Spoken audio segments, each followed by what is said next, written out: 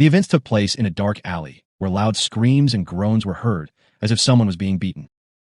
It turned out that the red-haired young man was brutally attacked by a certain hooligan who considered him worthless and wished him harm. In fact, the guy who was beaten up owed money to this bully, who decided to punish him. The hooligans used all means to force the debtor to return the money, otherwise they would have to punish him even more severely. Thinking about this, the young man realized that it would be difficult for him to find the money he had borrowed earlier.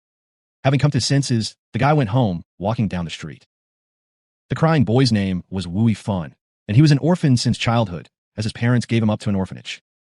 When he was 6 years old, the orphanage where he lived was destroyed by fire, and, homeless, he had to beg for food from others, although the government helped him and provided him with an education. At 18 years old, Wui Fun and his friends started a business with the money they saved. Unfortunately, his friends ran away with the money, taking his girlfriend with them. After they left, all that was left was a mess in the premises where they had planned to conduct business. To cover the losses, the guy had to take out a loan from dangerous people. Due to the constant shortage of money and high interest rates, Wui Feng was often the victim of beatings from creditors. But despite this, he did not lose hope and continued to hope that he would be able to repay the debt. Turning around, he saw something strange near the trash bins. He found a baby there, lying there and making no sound. It was clear from his face that he was not feeling well, with sunken cheeks and bags under his eyes. Seeing this, Wui Feng felt sympathy for the child because he knew that he was being treated unfairly. He realized that such a child, who died in a garbage dump, would never become a good person, since his destiny was to be just a foundling. Taking the child with him, Wui Feng hoped that in his next life he would be born into a more prosperous family. The weather outside was terrible, with thunderstorms and incessant rain. The protagonist began to dig a small hole, believing that the child had already died and no longer belonged to this world. After some time, he finally found a suitable place to complete his action. Suddenly, someone behind him cried out, declaring that heaven would not allow him to die. This exclamation was followed by loud laughter, and Wui Fun turned around to see who was speaking. It turned out that it was the same baby who, it turns out, was alive and looking at him laughing. The baby who had been pretending to be dead was now standing on his feet and laughing at the boy who believed him dead. Wui Feng thought the child was dead, but it turned out that thanks to human spirit, he came back to life. It was obvious that the child recognized him as a savior and wanted to help change his fate. Using his magical powers, the baby pointed out the boy's negative fate. After using magic, the boy saw something that amazed him. These events were shocking for the guy, and he almost died of fear. As soon as Wui Fun died, the baby's charms began to fade, and he did not understand what was happening. The child realized that the heavens were resisting the change in the boy's fate, and their spell was disappearing. Instead of changing fate, the boy's magical spell simply disappeared. Looking at the helpless guy, the boy wondered how he could help him. After some thought, the boy realized that there was only one way to help the hero. After some time, the main character woke up in bed, not understanding what had happened. Looking around, he could not determine where he was because this was not his place. As soon as he stood up, someone nearby noticed that he had woken up. When Wui Feng woke up, attracted by the attention of the child, who was once defenseless and looked more like a baby.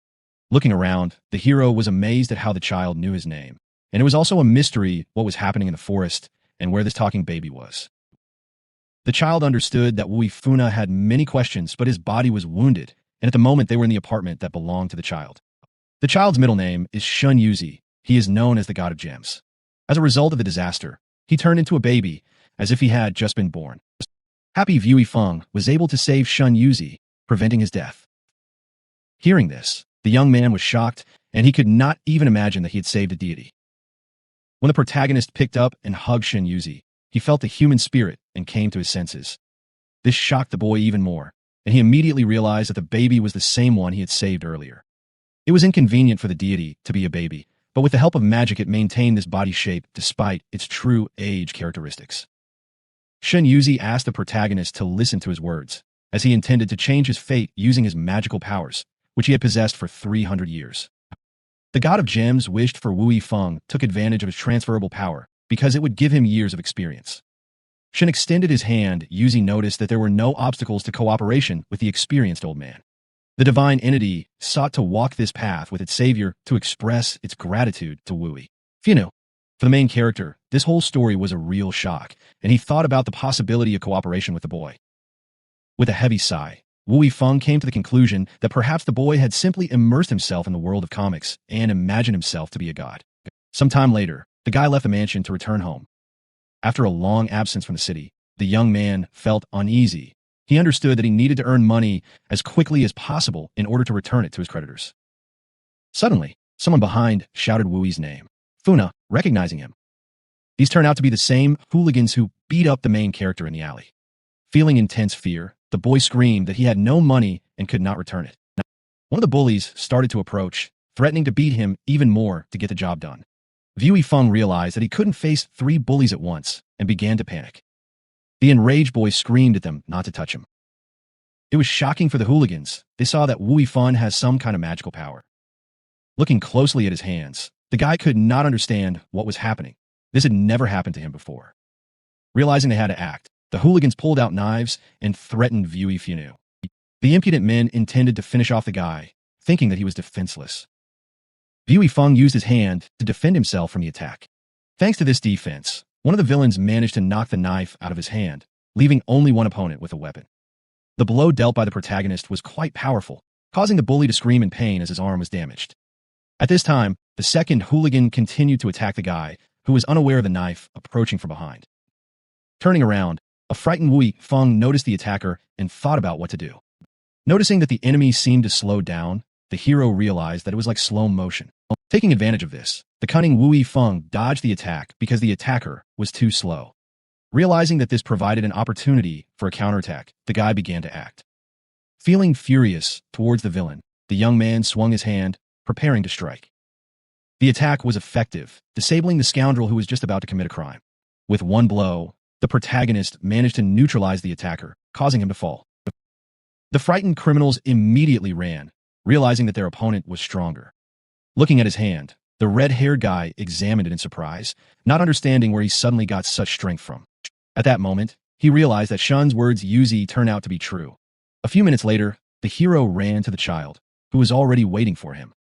The boy had big plans for Vui Funa, seeing him as a potential student. Hearing this, the guy began to realize that he could really achieve something more. After he found a baby in a garbage dump, his life turned upside down in a matter of hours. Realizing that Shun Yuzi helped him gain incredible strength, the boy showed loyalty in front of the powerful kid. The child, watching the guest, was confused and decided to find out why he acted the way he did. It turned out that the guy needed money, as the interest on his debt had grown to incredible levels. As a token of gratitude, after returning the money, he promised to return the power he had received earlier. After listening to the guy, Shun Yuzi immediately ordered him to stand up, as he could not listen to this any longer. The guy decided to exclaim that now Vui Fun is under the influence of his charm. This is why an ordinary person who has gained such power needs to be careful and finally come to his senses. Sighing heavily, the child nevertheless said that now he too is a beggar. The disaster happened just when he had bought this house with all his last savings and was planning to rent it out during the holidays to collect rent from the tenants. But who could have known that the disaster would return him to the body of a child? That is why both interlocutors now needed money. However, Shun Yuzi had a grand plan that would allow them to cooperate. With the plan they came up with, they could earn money by helping catch evil spirits, and Shun was going to pass on all his experience along with the power of Wui Funu and divide the proceeds equally. Having heard information about evil spirits, the main character was shocked because he had no idea how it was possible to catch them. The worried young man immediately began to doubt, thinking that he would not be able to catch evil spirits, and Shun Yuzi immediately started yelling at the guy, accusing him of acting like a girl. Looking at the anxious Wui Funa, Shun realized that he needed to maintain his dignity and focus on gathering his strength.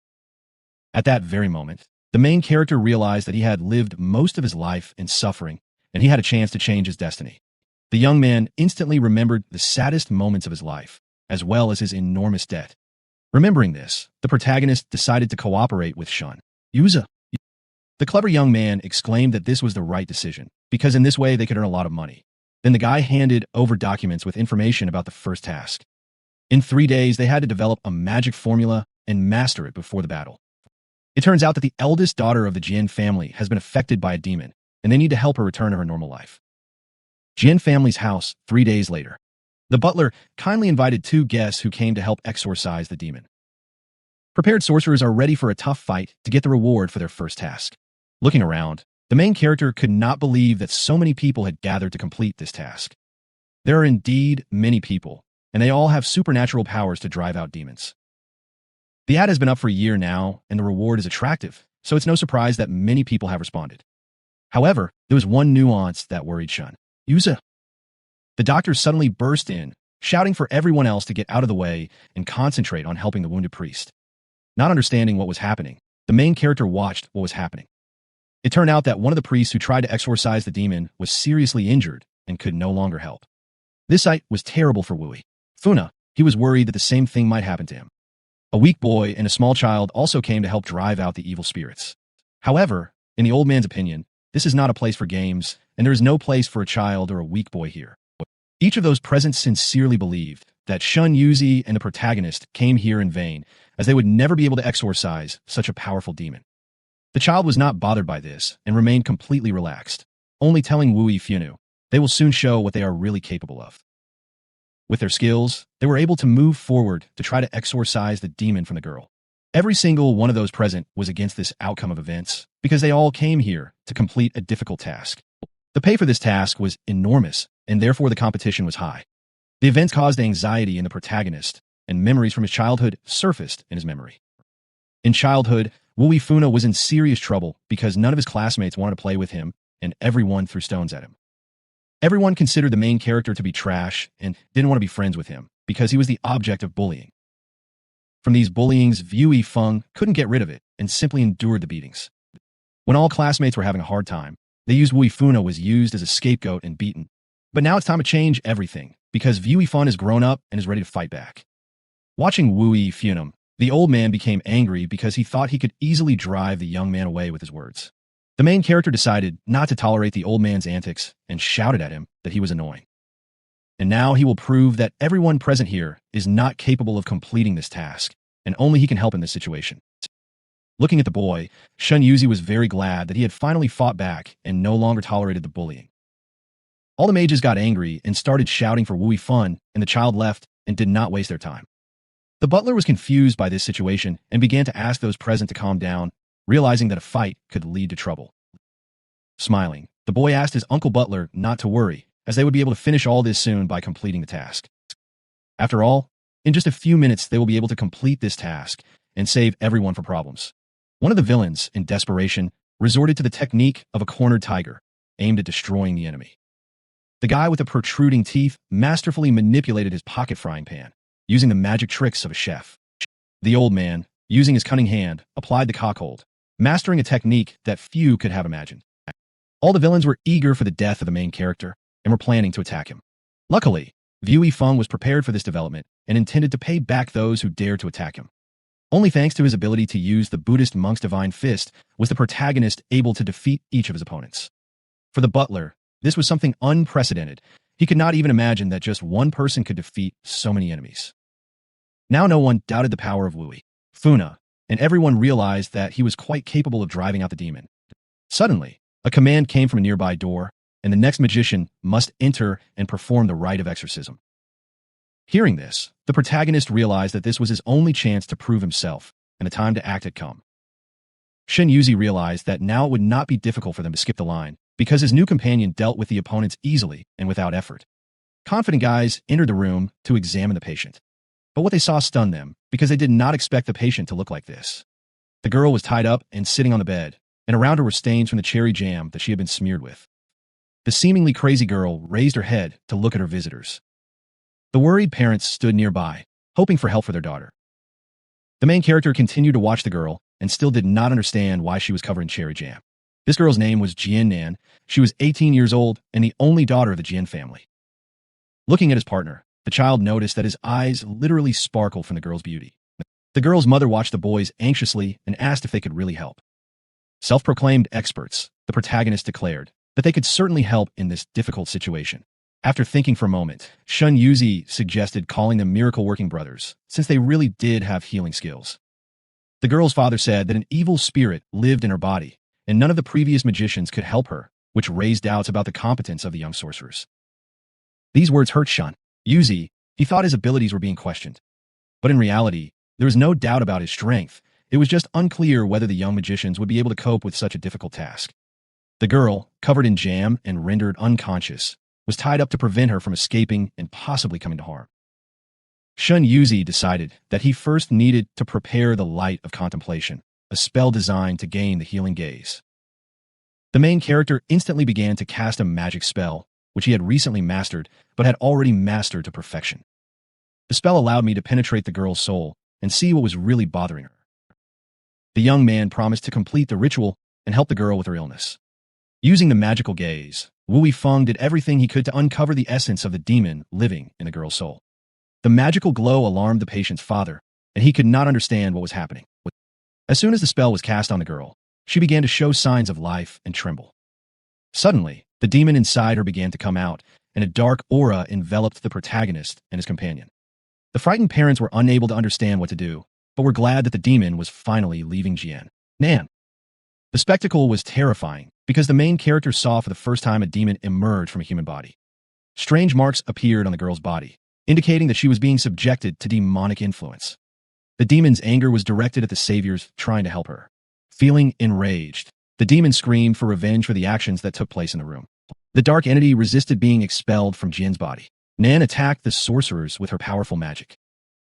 With the help of his cunning, the main character dodged a serious blow. Watching what was happening, the boy noticed that the spirit was heading towards his father, and he was going to use a second spell to stop it. Hearing this, Shin Yuzi objected, realizing that such an action could cause harm to the girl's body, and it was necessary to first expel the demon from her body. Suddenly, the child noticed that his partner was afraid to come close to the possessed girl. Actually, Shin Yuzi had already learned a lot and knew that if the dark force got to him, it would be harmless. The protagonist was glad that the dark force did not pose a threat to him, and he immediately began to attack. The possessed girl continued to attack, targeting her rescuers. Thanks to his new abilities, the protagonist easily dodged and defended himself from strong attacks.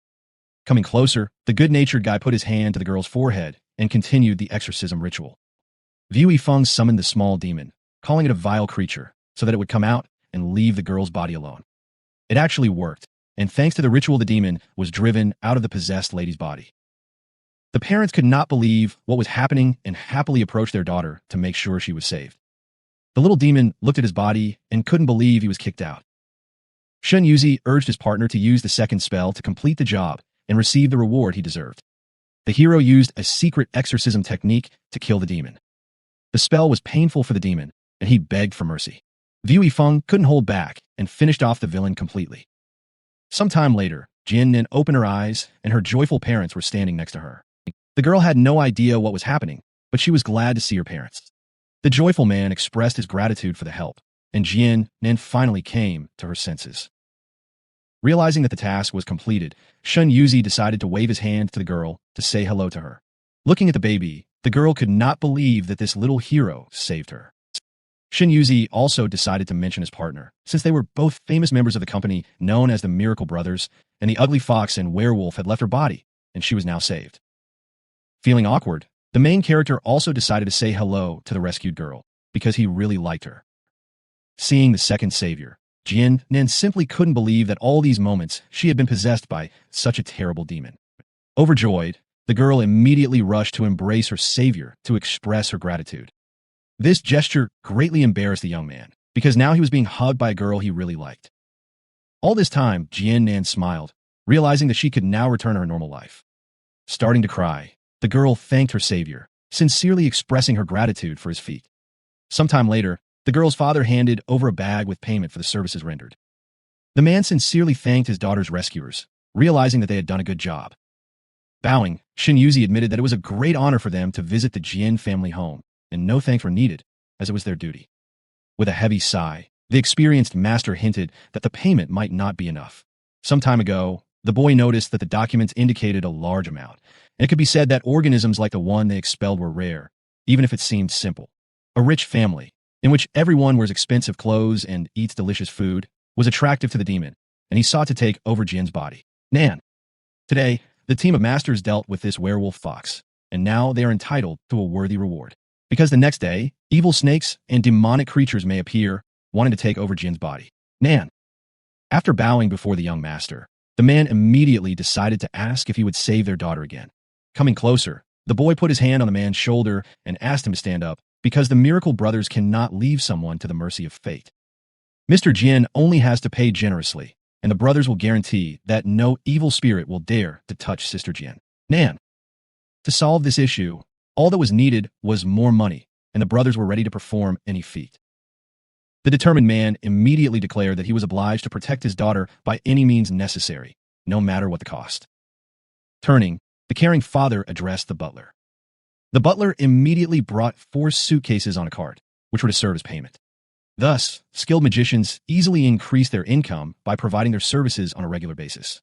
Sometime later, Wu Feng and the little master headed towards the house, thinking that who would have thought that so many evil spirits would want to take possession of the girl's body. Feeling attracted to Jian Nan, the protagonist sincerely wanted to protect her and do everything possible. Suddenly, the hero's partner began to laugh, trembling with laughter. In fact, it was all a big joke, and the girl was in no danger. It was just Shun Yuzi scared his parents to get rich. Hearing this, the guy did not immediately understand the insidious plan, but then he realized how beneficial it was for them. The smart kid understood that they didn't need to be charged the cost of their services.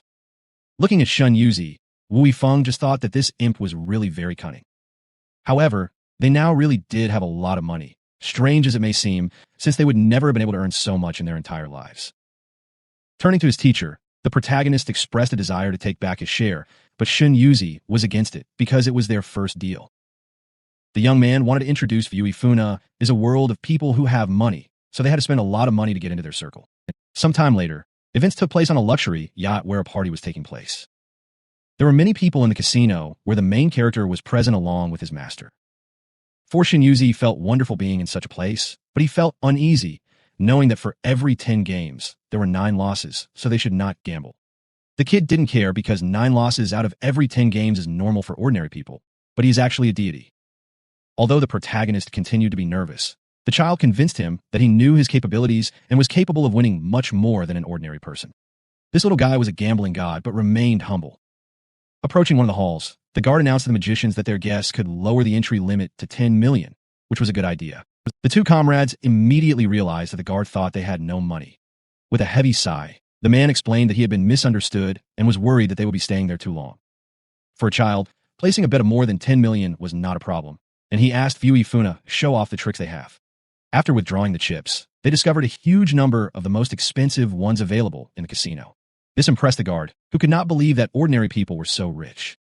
Feeling envious, the man let the guests pass, apologizing for the mistake.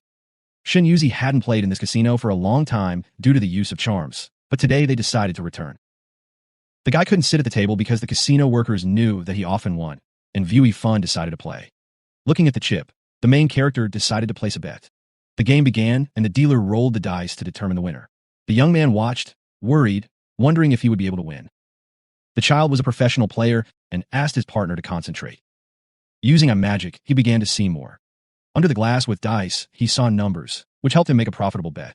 It was amazing for the guy. He couldn't believe that he could see so much thanks to magic. Those present were amazed at the ability of a newcomer to win so much. The crowd gathered around the main character. Everyone wanted to know what was going on. No one could believe their eyes when they saw how much money this player won.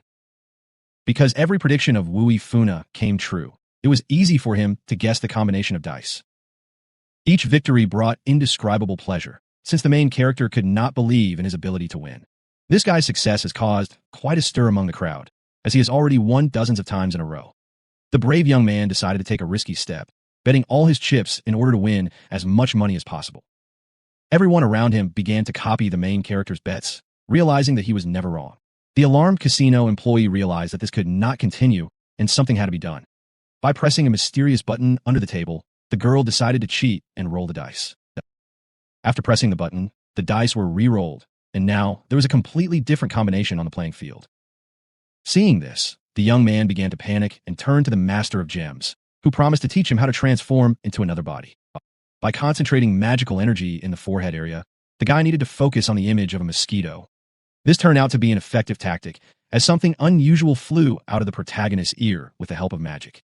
It turned out that a small mosquito had flown out of the guy's ear, and now he was controlling the insect's actions with his thoughts. The mosquito had to crawl under the glass, turn over the dice, and return back. As soon as the glass was raised, it became clear that the combination that many people had bet on had come up.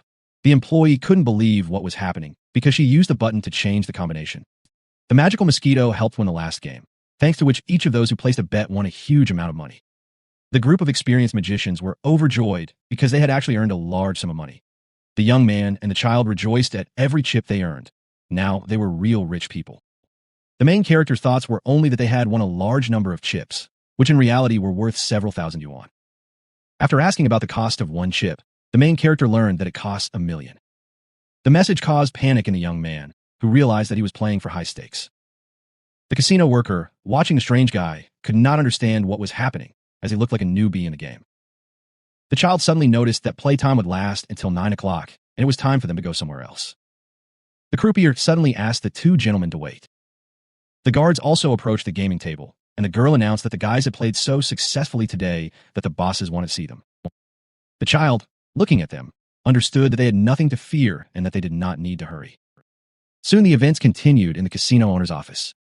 The croupier prepared a huge pile of cash. This huge amount of money greatly surprised the main character, who had never seen so much money. Someone in the area noticed that these players were having a lot of luck today and wanted to join the game. It turned out to be the casino owner, Mr. Hong, who allowed the boys to collect their winnings.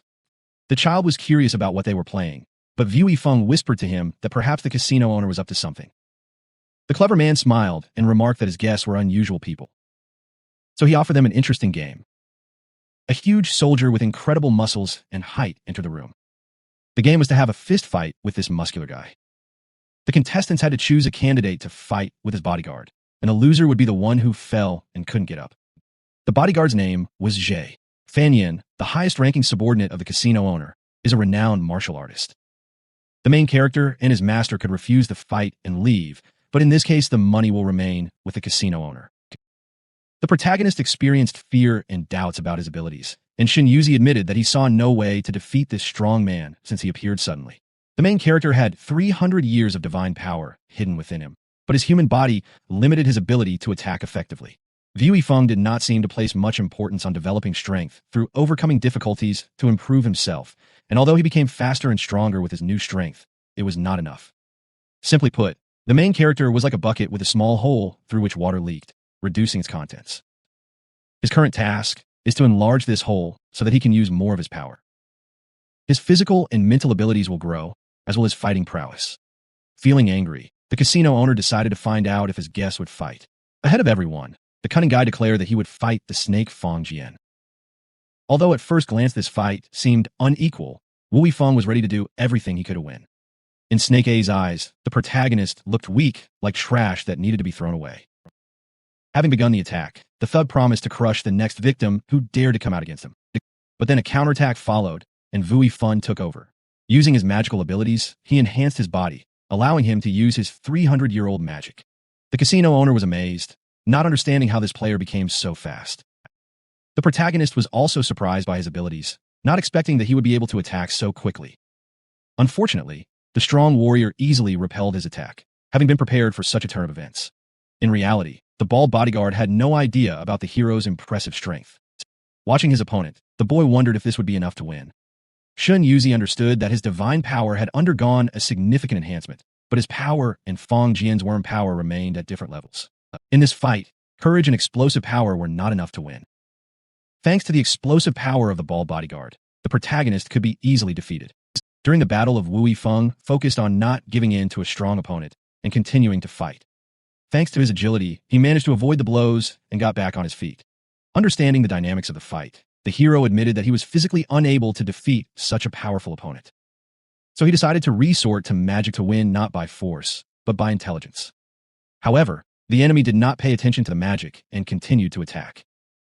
Vu Yifeng used the Ursa major spell, hoping to strike at the enemy's heart. He also used the splitting technique to confuse the enemy.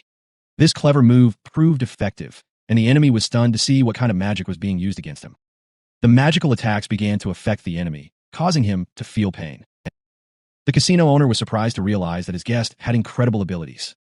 The bodyguard was in great pain and screaming in agony caused by the magical attack.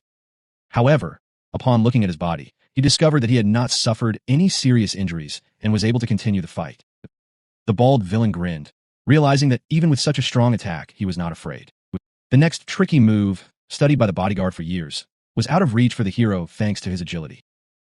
Vu Yifeng began to realize that his most powerful magical attack had not caused any harm to the enemy. However, he had another plan to continue the fight, because if the magic didn't work, there was another way. Turning to his opponent, he said that if this was all Fong Jian could do, then it was just a warm-up for him. This irritated the giant, who decided that Wu Yifan tries to insult him. And it worked, making the villain even more angry. He pounced on the hero, shouting that he would destroy him. Having resorted to cunning, the young man began to act and realized that now was the moment to attack. Wu Yifan began a sneak attack, using his legs to strike. This sneak attack allowed the opponent to strike directly at the leg to disrupt his fighting ability. The bald man was amazed by this because no one had dared to hit him on the leg before. Immediately after the first attack, a second one followed, and it came from behind. At this moment, the main character remembered Shun's advice Yuzi. Shun Yuzi spoke of the need to defeat not only evil spirits but also human enemies, so it was important to understand how to deal with superior enemies. The guy realized that if the enemy was several times stronger, he would resort to spells. But the master explained that using spells in such a case is ineffective due to insufficient combat experience. It is best to use the art of combat. Therefore, it was important to listen carefully because every person has a weak spot. This weak spot is called the back of the head. Hitting this area multiple times is not dependent on the enemy's abilities. A blow to the back of the head is a reliable method that allows you to defeat any opponent. After such an intense battle, the main character was very tired but was happy about the victory. With a joyful cry to his teacher, he announced his victory. Shin Yuzi looked at his student with pride and rejoiced at his victory. After winning a hard-fought battle, all the winnings were to go to the winners. Suddenly, the casino owner ordered them to stop and not leave. Shin Yuzi was indignant, not understanding why they were stopped. In fact, it wasn't about the money. The casino owner saw that his guest had supernatural powers, and he had a favor to ask of them. The casino owner hoped for help in eliminating a certain problem, in exchange for the promised reward. Hearing this, the experienced master immediately understood that he could make a profitable deal with this man and tell him about the matter in more detail without being embarrassed. After some time, the events continued in a huge mansion. It turned out that due to rumors about the presence of a mountain spirit in the city, the price of housing began to fall, which forced capitalists to abandon the development of the tourism business. The tourists were afraid of the evil spirit, and the sorcerers could go to the village to drive it out.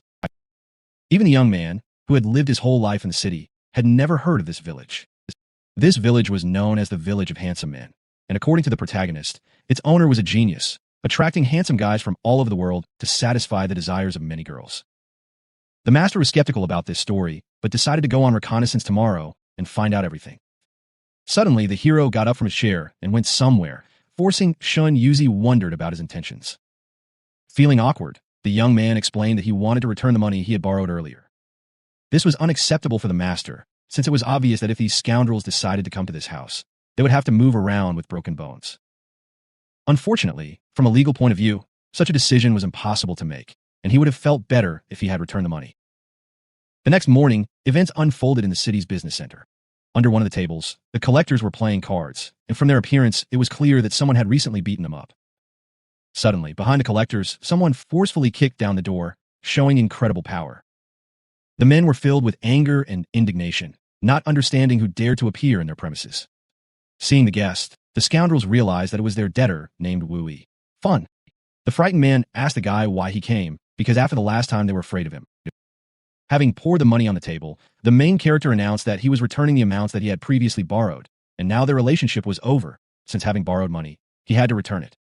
The bandit could not believe that the young man had decided to repay the debt, but said that they would gladly accept it. Now both the bank and the collectors were happy, and one of the men asked not to scare them anymore, since they had their own bosses and there was no point in being offended by them. The slightly angry young man asked the bandits if they had learned their lesson and would not bully the weak again, as next time he would not let them go so easily. It was clear from the expressions on the faces of the scoundrels that they needed money and didn't care about principles. With a heavy sigh, the young man told his master that he was finished, and now they needed to focus on their path to wealth and catching evil spirits.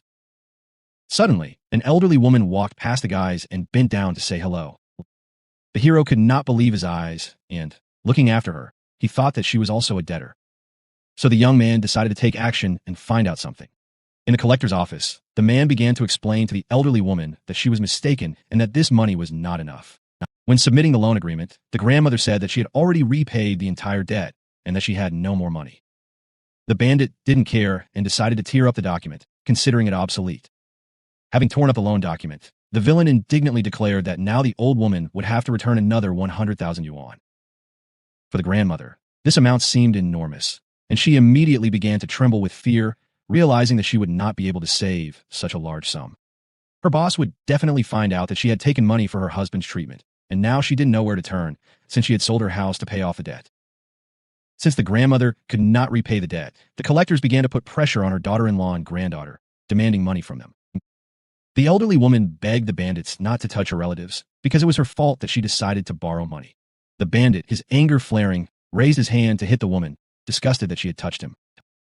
Fortunately, the main character came to the rescue, realizing that the old woman was in danger. The force of the blow literally smashed the villain into the wall, as he was just an ordinary man who had been struck by a deity. The master turned to the grandmother and asked her to leave this place as soon as possible.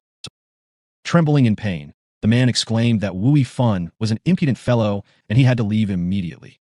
The collector sincerely believed that the guy was just lucky that time, but now they will make him afraid. The villains couldn't understand how the main character came up with the idea to save this old woman, because she didn't even deserve it in their opinion. The villains want to take revenge for this act and grab the bats to teach Wu a lesson. Few knew. In reality, the collectors simply wanted everyone in the city to know what would happen if they confronted his accomplice. Everyone wanted the main character dead, and the bandits gathered to beat him with bats to teach him a lesson. However, they did not know how strong the young man named Wui was. Fun. The main character easily fought off the crowd of villains who attacked him. For the cunning guy, this fight was incredibly easy, as if he was fighting trash. The main villain was shocked by what he saw, not expecting that an ordinary person could fight with so many opponents. The young man could not stand the impudence of the main villain and immediately hit him in the face with all his strength. The impudent fellow was thrown a considerable distance to the side, unable to withstand such a powerful blow. From today on, this city has come under the control of the main character, and no bandits will be able to oppress ordinary residents anymore. On its territory, Wui Feng does not spare anyone who does evil, and therefore the villain must remember that he can no longer do anything bad, and if he breaks this rule, he will be punished. After some time, the main character came out to his partner, who was waiting for him in the corridor. The young master decided to remind his partner that as his strength grew, so did his responsibility. A little embarrassed, the young man interrupted his teacher, telling him that the phrase was used in a Spider-Man movie. Some time later, events continued to develop in the Village of Beauties. The main character could not believe his eyes. Indeed, it was a village of handsome men, but it seemed that it was not yet finished. Suddenly, out of nowhere, a policeman appeared and decided to find out who they were. The slightly embarrassed guys immediately explained that they were asked to come here to get rid of evil spirits. It turned out that the police had only been there for one day, and when the tenants were warned not to cultivate the soil because of the presence of the spirit, it was assumed that for their bad deeds the village was being subjected to the spirit's vengeance. Despite the management's calls to continue cultivating the land, a lot of money was spent on this, but to no avail. Something terrible happened during construction work, and a police officer wanted to report it. That day the sky suddenly turned red. The air was filled with black shadows that grabbed and carried away the attractive leader, and the next day, the handsome men were forbidden to be in this area, and all that was left was to wait for death. Hearing this, the young man was shocked and immediately wanted to know what this spirit looked like, and it turned out that the repair crew told him that this spirit had the appearance of a very beautiful girl. The happy policeman also wanted to see a beautiful girl with a great figure, but she was only interested in handsome men, and so the repair crew left here. After thinking for a moment, the master immediately assumed that the witch had been sealed by someone at the construction site, and due to the repair work, the seal was destroyed, which led to her awakening. Wui Feng still wanted to know something more about the witch and asked the policeman again if he knew anything else. Suddenly, the policeman remembered that the handsome men kidnapped by these spirits ended up on the top of a mountain that was nearby. After this incident, everyone present here had to be vigilant to avoid becoming a victim of the evil witch. A few minutes later, demon exorcism experts headed to the scene to help the victims. The worried boy still decided to ask his teacher if he was sure they should go there. The child realized that they still needed to complete the task, since the money received for it could be used to buy a villa. Walking along the road, they noticed a very strange puddle nearby, the water in which had an unusual shade. The master immediately realized that something was wrong and noticed the suspicious liquid. Feeling very frightened, Shen Yuzi ordered his disciple to be careful and stop. As soon as the guy stopped, the ground in front of him began to crack, as if something was trying to get out. It was indeed so. After the earth finally collapsed, some substance began to pour out of it. Thanks to his lightning-fast reaction, the main character easily saved his master and managed to escape from the scene. Suddenly, a strange creature began to jump out of the smoke with supernatural speed. This creature instantly reached the main character and grabbed him by the leg, trying to drag him away. The guy literally couldn't believe his eyes and didn't understand what was happening, but the experienced master immediately realized that it was a witch. Using his skills and strength, the young man decided to drive away the witch and attacked her with magic. The boy ordered the teacher to step aside and began to move forward to fight the witch. Gradually, the smoke began to clear, allowing a clearer view of the surrounding area. As the smoke dispersed, a hole became visible through which the explosion occurred. Perhaps there was a spirit near the heroes that did not want them to go further. The little boy suggested that the witch probably used an invisibility technique, making her invisible. Dark magic began to surround the protagonist, depriving him of the ability to move. Sinister forces began to envelop the young man's body, depriving him of the ability to continue the fight. In acute pain, Wu Yifeng felt terrible and disgusted that the witch had decided to use magic on him. Literally a few seconds later, the student disappeared in front of the master, as if he had evaporated. Coming closer to the pit, Shun Yuzi realized that his disciple had most likely ended up in a strange hole that was located right in the asphalt. A witch suddenly began to appear from under the ground, possessing incredible strength and ready to continue the fight with the child. It turned out that the guy was too young for the witch, so she did not want to take him with her. These words were vulnerable for the master, because in fact he was already more than 300 years old. The evil witch exclaimed that she wanted to understand personally why a person of such an age was already a teacher. Shin Yuzi felt angry towards this evil lady possessed by a demon and remained silent. At this time, the protagonist came to his senses, and although he could not continue the fight, he still exclaimed, pointing at the witch's enemy. Realizing that he still needed to continue the fight, the young man did everything possible to resist the dark magic. Thanks to his strong will, Wu Yifeng easily freed himself from the dark magic and was able to continue the task. The witch realized it was time to end the fight and attacked again to immobilize her strong opponent. Watching his opponent closely, Wu Yifeng began to understand how the witch attacked and was able to repel her attacks. With deft movements, he approached the enemy, preparing for a counterattack. Gathering his strength, the boy delivered a powerful kick aimed at the witch. This blow caused significant damage to the witch. She literally flew back several hundred meters, which indicated a powerful attack. Unfortunately, the opponent was strong enough to stay on her feet and continue the fight. Having begun to use magical abilities, the young man used witchcraft spells to defeat the demon. Seeing this, the witch realized that her opponent was using a secret weapon against spirits, and this was a bad sign. The magical attack was supposed to destroy the evil spirit that inhabited the witch's body. The powerful attack created a huge column of dust, hiding the damage done during the battle. Gradually, the smoke began to clear, making it difficult to see the combat situation. When the smoke cleared, the hero was amazed by the sight. The witch disappeared, as if she had evaporated, leaving a hole in the asphalt through which she escaped. The teacher told the student not to chase the witch, as she had already gone far away. Shin Yuzi understood that it was difficult for her to hide in this state. The injury was serious, and the witch did not have enough strength to regenerate, and she needed food. The witch understood that this was the first person who had managed to defeat her, and she needed to regain her strength. Wu Yifeng had done the damage, but the witch would need time to recover, so they decided to come up with a plan. They decided to stop there for the night and attack the witch the next morning so that she could not escape. Thanks to the plan, tomorrow was supposed to be the witch's last day. The next morning, events unfolded in the forest where Wu Yifeng was sleeping near the tree. Suddenly, someone came up to him and blocked his breathing through his nose. The young man felt uneasy, realizing that it was difficult for him to breathe. It was impossible to breathe, and the boy woke up and tried to figure out who was bothering him.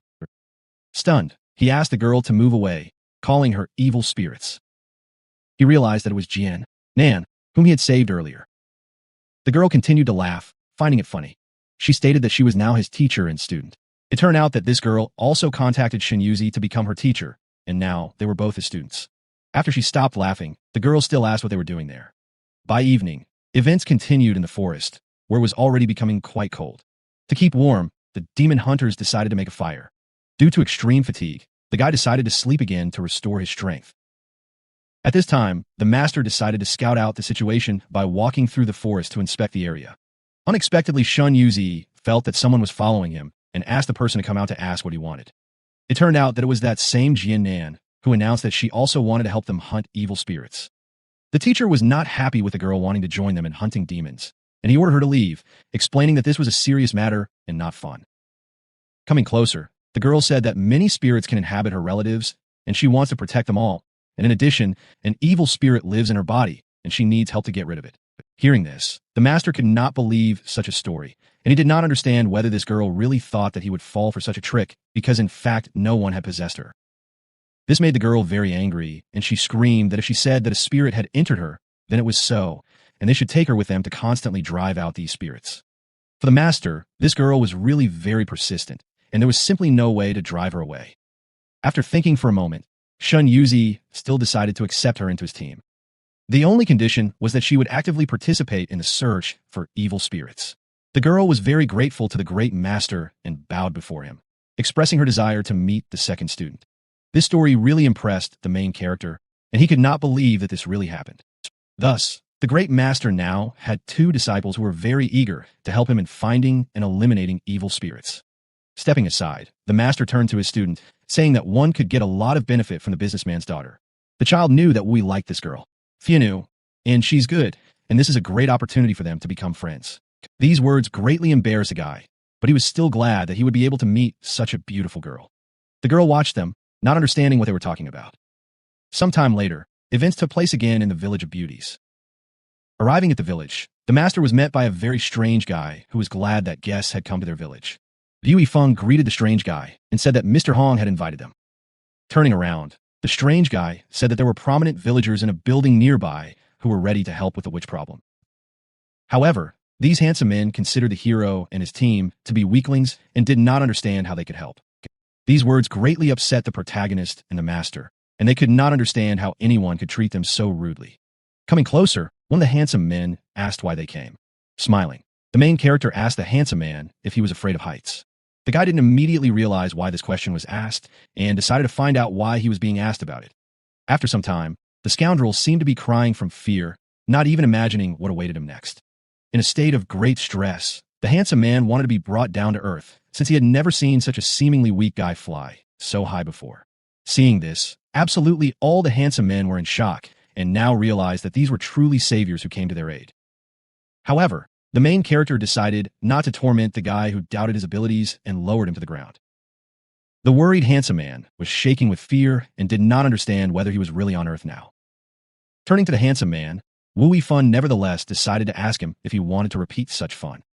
Sensing danger, the handsome man immediately ran into the building, shouting that he would never have fun like that again. For the girl, all this was really unusual, and she decided to find out if the master could do the same, but the master only answered that when communicating with bad people, it is necessary to reveal their powers. Coming closer to the guys, Shun Yuzi explained his plan, saying that they needed one handsome man to act as bait for the witch while they set up a magical barrier. None of the guys dared to be bait, realizing that they were risking their lives in this way. Absolutely no one wanted to do it, because if they died, girls all over the world would be upset. Looking at what was happening, Jiannan concluded that it really wasn't worth judging people by their appearance. After thinking for a bit, the main character exclaimed that there was no other way out, and he would go as bait. It was a shocking statement for every guy, and they all watched Wu Yifeng. Suddenly the master said that it was impossible because they needed a handsome guy for the bait, not a weakling, and besides, the hero was an important player, which did not allow him to be the bait. Turning to the handsome guys, the master realized that at such a decisive moment, he could not rely on anyone. That's why Shun Yuzi decided that he would act as bait in this way, since the remnants of his magical power could be useful. Hearing this, the ugly boy did not understand how this was possible, because he saw that the master was just a child. Winking at the guy, the master nevertheless explained that tomorrow he would be a handsome man. Sometime later, the events unfolded the next day. It was already quite late, and everyone was wondering why the master had not yet come out of his house. Suddenly the door of the country house began to open slowly, and someone came out of it. What the main character and his company saw simply shocked them, because they did not expect to see something like that. It turned out that it was a master who had grown quite a lot and turned out to be really handsome. The young man did not understand why they were looking at him like that and demanded that they dress him quickly so as not to catch a cold. While putting on his shirt, the master thought that he would not be able to maintain this physical form for long, and that his body could return to its previous form at any moment. Looking at the girl, Shun Yuzi ordered that he be seized and taken to a safe place as soon as he transformed. In addition, the main character had to complete the main objective of the mission to destroy the witch. Liu Yifeng was aware of his responsibility and agreed to do his utmost to accomplish this task. The events took place in the evening when Shun Yuzi went for a walk in the forest, pretending not to suspect that he would soon be attacked by a witch. There was an ambush not far from the master, where the main character and the girl were waiting for the witch. The determined team wanted to complete the mission as soon as possible, so they kept a close eye on the handsome guy who was walking through the forest. Suddenly, the master heard a rustling sound and realized that perhaps danger was awaiting him soon. And this turned out to be true, because a witch was sneaking up nearby, ready to attack the young man. A little alarmed, the hero exclaimed that the witch had come and it was necessary to act according to plan. In the witch's eyes, there stood before her an ordinary man whom she really wanted to eat. For such a strong woman, this was a wonderful delicacy, which she was now about to enjoy. Feeling very anxious, Shun Yuzi understood that the witch was too impatient. They were still far from the magic circle. The hero immediately gathered to help, seeing that things were going badly, but the girl stopped him, referring to the teacher's words that he could only leave when the witch was in the magic circle. Hearing this, the guy did not know what to do in such a situation, because he saw that the master was in danger. Only the girl tried to calm him down, saying that they needed to believe in their master.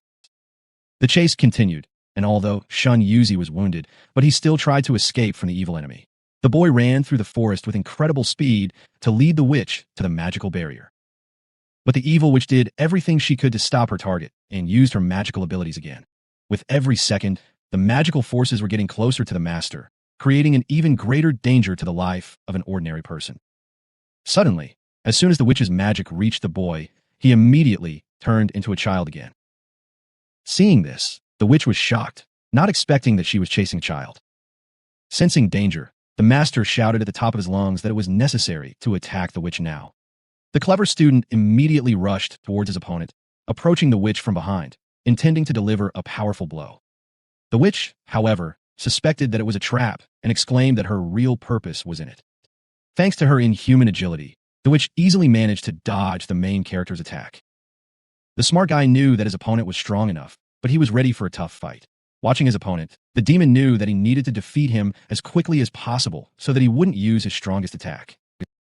At first, the guy tried to dodge his opponent's attacks, all the while thinking about how to win. Luckily, the smart guy realized that he needed to act differently and began a counterattack. The guy's blow, which had begun with the force of physical impact, dealt a precise hit to the scoundrel who had decided to attack the master. This powerful blow had a noticeable effect, causing the witch to let out a well-calibrated, loud squeal. Black liquid began to flow from the witch's mouth, indicating that she was beginning to lose her life force after such a strong blow. But the villain did not give up and attacked again, trying to escape from the scene. However, the magic she used was completely useless and had no effect against her opponent. Seeing this, the witch began to panic, not understanding why she could not use her magical abilities. Feeling furious, the opponent realized that she was in a magic circle and was unable to use magic. Having run to the girl, the master looked at what was happening and was glad that the demon had fallen into a trap. The protagonist was getting closer to the demon with every passing second, preparing to destroy it to prevent further harm. Seeing that his defeat was inevitable, the witch begged for mercy, admitting her hopeless situation. This was a shocking statement for the guy, as he did not expect that such a strong rival would beg for mercy. This made the guy feel guilty. Maybe he shouldn't have fought a defenseless opponent. However, this was another trap of the witch, who called her opponent a fool. The villain prepared for a new attack and used all her magical abilities on Wui. Funa. The powerful impact caused the ground to tremble, and after the explosion, smoke began to spread across the area. Confident of her victory, the witch assumed that she had dealt with the enemy who had resisted so fiercely. But what she saw next literally stunned her. Because in fact, the guy withstood such a strong attack and was going to continue the fight. Ignoring the pain, the protagonist began to use his magical abilities to complete what he started. The spectacular magical attack was aimed straight at the witch, who did not expect her opponent to be so powerful. A powerful magical flame began to engulf the evil witch, who was terrified and suffering the fiery torment of defeat.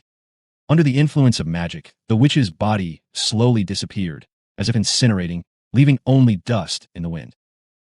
A magical explosion engulfed the entire area, which was even witnessed by the residents of a nearby village.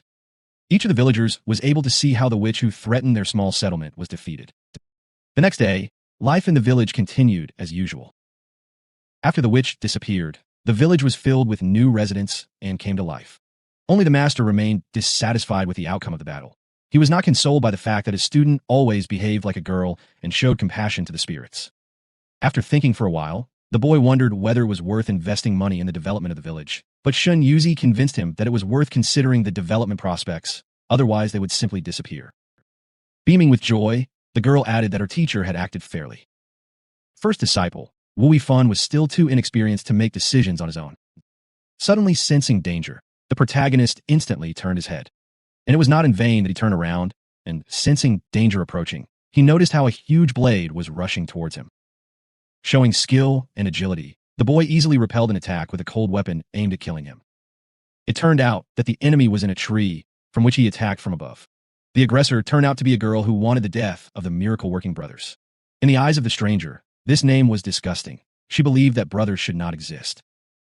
The determined guy immediately decided to find out from the stranger who she was and why she was attacking them.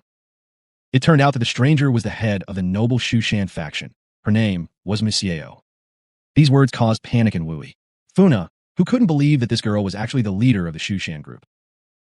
Turning to the teacher and Shun Yuzi, the guy found out that they had not heard of such a group. The clever master stated that the name of their group was much better, and there was no point in slandering it. This made the girl even more angry. She said that their group was small, but soon they would shake the air all over the world. Now each of the miracle-working brothers had to feel the lady's ruthlessness. Not understanding what was happening, the main characters still decided to find out from the girl why she attacked them.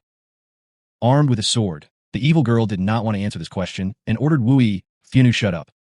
The enemy approached the guy at breakneck speed, preparing to attack him with her sword. At first glance, the opponent's sword seemed tiny and wooden, and the guy thought that he could handle it easily. Without losing momentum, the girl continued to attack, swinging her sword to strike. Her attack was unusual. The sharp tip of the sword allowed her to literally pierce the enemy. This was shocking for the protagonist, and he did not expect that the girl would have such a dangerous weapon. After this, a series of blows followed the young man, and he tried his best to dodge them. During the fight, Wu Yifeng did his best not to lose to such a small lady. With the help of her leg, the girl easily neutralized the guy, depriving him of the opportunity to counterattack. Thanks to his magical abilities, the main character was somehow able to win this fight and began to resist. However, it turned out that the lady also had magical abilities and began to use them. The magical powers of two fairly powerful mages clashed, and Wu Yifeng was determined to win this fight with all his might. For the master, all these actions were truly shocking, and he realized that the girl was proficient in the art of sword and Shushan magic. The girl was dissatisfied with the fact that their team was being oppressed in the ranking of magic ads. Jian Nan immediately decided to ask the master what this magical announcement was, but even he didn't know what it was. Looking at his student, the master ordered him to finish this fight as quickly as possible so as not to attract unnecessary attention from ordinary people. Feeling very angry, the girl shouted that she was being underestimated and that she would prove that she was very strong. During the fight, the young man realized that the cunning Missieo was quite fast with the sword, and he had not yet been tempered enough by hardships, which is why his dispersal technique was imperfect. The guy had only participated in a few fights and usually spent his time training, so his spiritual strength should have strengthened. That is why it was necessary to concentrate all your spiritual energy inside the body. Fortunately, the protagonist succeeded, and now he was ready to win the fight. An unusual move was applied directly to the opponent in order to end this fight as quickly as possible. This unusual magic really shocked Missieo because she had never seen anything like it before. Thanks to such effective magic, the girl managed to knock the sword out of her hands, and now she was unarmed.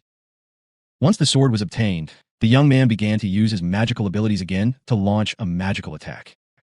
The next technique that was used by Wu Yifeng was the name for splitting. Feeling very anxious, the girl realized that the situation was really bad and she was powerless to change anything. The attack was so powerful that it left the girl completely naked. The guy looked at his opponent with great bewilderment, not expecting his magical abilities to have such a strong effect. Trying to close his eyes, the frightened young man began to repeat that he did not want to do this, and everything happened by accident. The girl, embarrassed and trembling with awkwardness, could not hold back her tears, realizing that the enemy did not do this by accident. The events took place in the Shin Mansion. Yuzi still has a few hours left.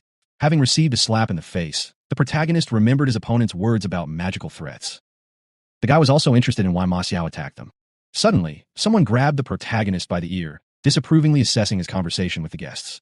It was Jian Nan, who ordered the young man to leave, as now was not the right time to talk. Wu Yifeng began to realize that the stranger actually knew about the magic rating. It turned out that these magical ads are a section on the site for all magicians, divided by strength and popularity, and clients who need help with impurities choose a performer from this list. The Miracle Brothers were currently ranked 50th, causing Monsieur to fall to 51st. Looking at his phone, the young man immediately realized that this site was not available on the internet. It turned out that this site was hidden from regular users, and Monsieur was furious that the hero didn't know about this feature. Master with Jian, the Nans, looked into the site and were surprised to find that they were ranked 50th. There were also many familiar faces on this site that Shun had met before. Yuzi. Seeing this, the master was really surprised that he had not heard of this site before. Turning to the girl, Shun Yuzi didn't understand why she did this, because it was unreasonable and she was not superior to them in strength. The site has publicly posted quest announcements, but only those in the top 50 strongest mages have access to them, and because of this, Monsieur suffered serious losses and lost her reputation, which caused her to hate her brothers. Having heard the information about the tasks, the master was delighted, realizing that this was an excellent opportunity to earn money. So they decided to look through the list of tasks together to choose the right one. Suddenly, the hero exclaimed that he was shocked that they got a 5 million yuan task on the first try. Monsieur was shocked that someone was waiting to be offered a task and urged them to accept it as quickly as possible before someone else took it. But the master did not understand why there was such a rush, since it was their task. The girl believed that earning extra money was normal, and she could help them with the task by splitting the reward in half. The master did not need help, and he offered the girl a fifth of the reward, but she wanted a third. In the end, the smart guy agreed to her terms. Now Monsieur had to go home to discuss the details of the mission and let them know when they were ready. The main character decided to see off the girl he had previously defeated in a duel. The observant guy immediately noticed that Ma Xiao was coughing and paid attention to it. To prevent the girl from catching a cold, he gave her his jacket. Smiling, the guy told her that it had gotten chilly in the evening and he didn't want his ally to get sick. This concern was unexpected for the girl, and she reacted to it negatively. However, the new ally asked Wui Funa has his phone number so that he can contact the team in the future. As soon as Wui gave her his number, Monsieur added him to her phone under the name Scary Pervert, believing that he had been spying on her before. Running away from the mansion, she screamed at the last moment that she would definitely call the next day, and however, if the hero did not answer, then she would take revenge from him. The guy found these words funny. He thought that this girl was very reminiscent of his noisy younger sister. Upon entering the room, the guy immediately asked the master what they were going to do next. Smart Shin Yuzi first wanted to tidy up the room, and then began to solve the issue of raising the Longhu ship. For the protagonist, this was unpredictable, as he could not understand whether they were deceiving Monsieur, but for the master, this was a common thing, as he did not want to share the reward. Shin Yuzi realized that his student was not yet experienced enough to make informed decisions. The guy still understood that there was something unusual in this situation, and he wanted to understand the master and his motives. Shun smiled. Yuzi noted that this was true, and his student was becoming more and more intelligent. Looking at the protagonist, the master noted that the location of the operation would be Japan. Although Japan has long been out of Chinese control, there is still influence from spiritual beliefs such as Buddhism and Taoism. This country has become autonomous, but there are no people with special abilities there, and the Japanese task was posted on a page in China. This can be explained by the fact that either there are no people in Japan who can complete the task, or no one wants to complete it, which indicates its complexity, and therefore Ma Xiao does not need to risk going there. After Jian Nan heard about this, she immediately understood that the master was protecting Monsieur. It turned out that this girl needed protection, since Shun had previously Yuzi saw her jasper pendant. This jasper pendant previously belonged to Shun's disciple, Yuzi named Xianwei Zi. Hearing this, the boy immediately assumed that perhaps this girl was also their fellow disciple, but it turned out that this was not the case, and Xianwei Zi had long since left a teacher, and he had not heard that he had any disciples, but it was worth checking just in case. Realizing that they would soon face a difficult task, the guy decided to clarify whether they were really going to Japan, and in that case they would need a passport. When asked about the need for a passport, the teacher simply smiled, saying that his mentor would easily resolve this issue. Thanks to the wealth of Jian, Nan could solve any problem and settle any conflict, because a large amount of money solves many issues. There was a huge amount of incredibly delicious food on board the plane, which you could eat as much as you wanted. Due to an unlimited budget, the protagonist and his team flew on a private jet without going through customs. And it didn't even break the law, and if a person has a lot of money, then he can afford a lot. The guy couldn't understand why they weren't spending their money, because they had quite a large capital, and all this time Nan spent only her own money. In fact, each of them had money, but without this man, they would not have been able to go to Japan, and the master had some secret because of which he could not use his connections. Eventually, the master revealed another secret of his and admitted that they had run out of money again, as it had been spent on cultivating Wui Funa, which was their main goal. Besides, There was another secret that the main character was about to learn, and therefore Nan took out the suitcase to show its contents. When they opened the suitcase, they saw a huge number of precious stones that barely fit into the small container. The guy was simply shocked by this turn of events and wanted to understand where they got so many precious stones from. And as it turned out, by improving, they inhaled natural power, increasing their life expectancy, and doing breathing exercises helped them achieve a lot. But the laws of heaven were unfair, and the team studied cultivation for generations to gain enormous power, and to awaken this power, they collected the rarest gems. For 1,000 years, people have been searching for a miracle cure, not knowing that it has been sleeping inside precious stones since ancient times, and everyone has begun to abuse the successes of cultivation. The team, by enhancing themselves with the stones, could gain more and faster powers than ordinary people, and greater power could become their key to world dominance. At the moment, Vu Yifeng was the youngest student, and the master wanted to give him something special. Now he will be able to use his power in practice, and they will still have time before arriving in Japan. That's why Shun Yuzi wanted the protagonist to practice his magical abilities during this time. After that, they will go to Japan and create a scandal there with their madness. With the power he has gained, the master and his students will be able to show these Japanese their ruthlessness. Sometime later, the boy continued to cultivate his magical abilities, and he understood that the spell was gradually changing him, and although now was the most inappropriate time for this, because he still held the strength within himself. The master also realized that his disciple did not have a proper foundation, and it was impossible to rely on just a decimal fraction of his strength. Although the hero used his powers correctly against evil spirits that were superior to human abilities, he was still defenseless against the superiority of other people. Anyway, Vu Yifeng was practically powerless against others. By participating in several battles and improving in normal times, Wu Yifeng had acquired his own experience, and the master's task now was to successfully lay this foundation. Watching everything that was happening, Jian couldn't understand why they were using the plane to improve their magical abilities, and perhaps at such a crucial moment, it would be better to find a more secluded place. Although the master understood that at the decisive moment the situation did not matter, and it was necessary to deal with the evil spirits in non-standard ways. Especially, Vu Yifeng underwent changes through the spell of the deity, and no man passed this way, and Shun Yuzi could not even say exactly what awaited him and what difficulties would arise on his path. While cultivating his abilities, the protagonist became immersed in contemplation. Through contemplation, he was able to control his powers. Each flow of chakra was literally visible from the inside. Magical powers engulfed his body, cleansing it. The experienced master realized that now the improvement of abilities would begin. Magic abilities began to improve thanks to the gems, which helped strengthen the cultivation of abilities. The internal channels of magical energy began to clear. The body absorbed natural divine power. Fortunately, the master had prepared many precious stones to ensure the successful laying of the foundation. Vu Yifeng was grateful to the master because thanks to him, he was able to advance in improving his abilities to the level of a deity. Opening his eyes, the young man realized that his abilities had reached the level of a god, and now he was capable of much more. During the enhancement of abilities, the space began to collapse, and now it was unclear where Wui was. Fun! The guy felt like he was floating in the sky, and was no longer in the plane, but outside of it. Looking around, the young man noticed that Master and Jian Nan is watching him. This filled the hero with joy, as he realized that he had previously been considered a loser, but thanks to them, a new life had opened up. Closing his eyes, the boy thought that he would never let his comrades down again. The process of cultivating magical abilities continued, and a magical aura formed around the young man, visible to the naked eye. Such events began to worry the master and the girl, since they had never encountered anything like this before. However, the master watched the cultivation process with pride and encouraged his disciple. Under the enhancement of Wui's magical abilities, Feng began to surpass the limits of possible magic improvement.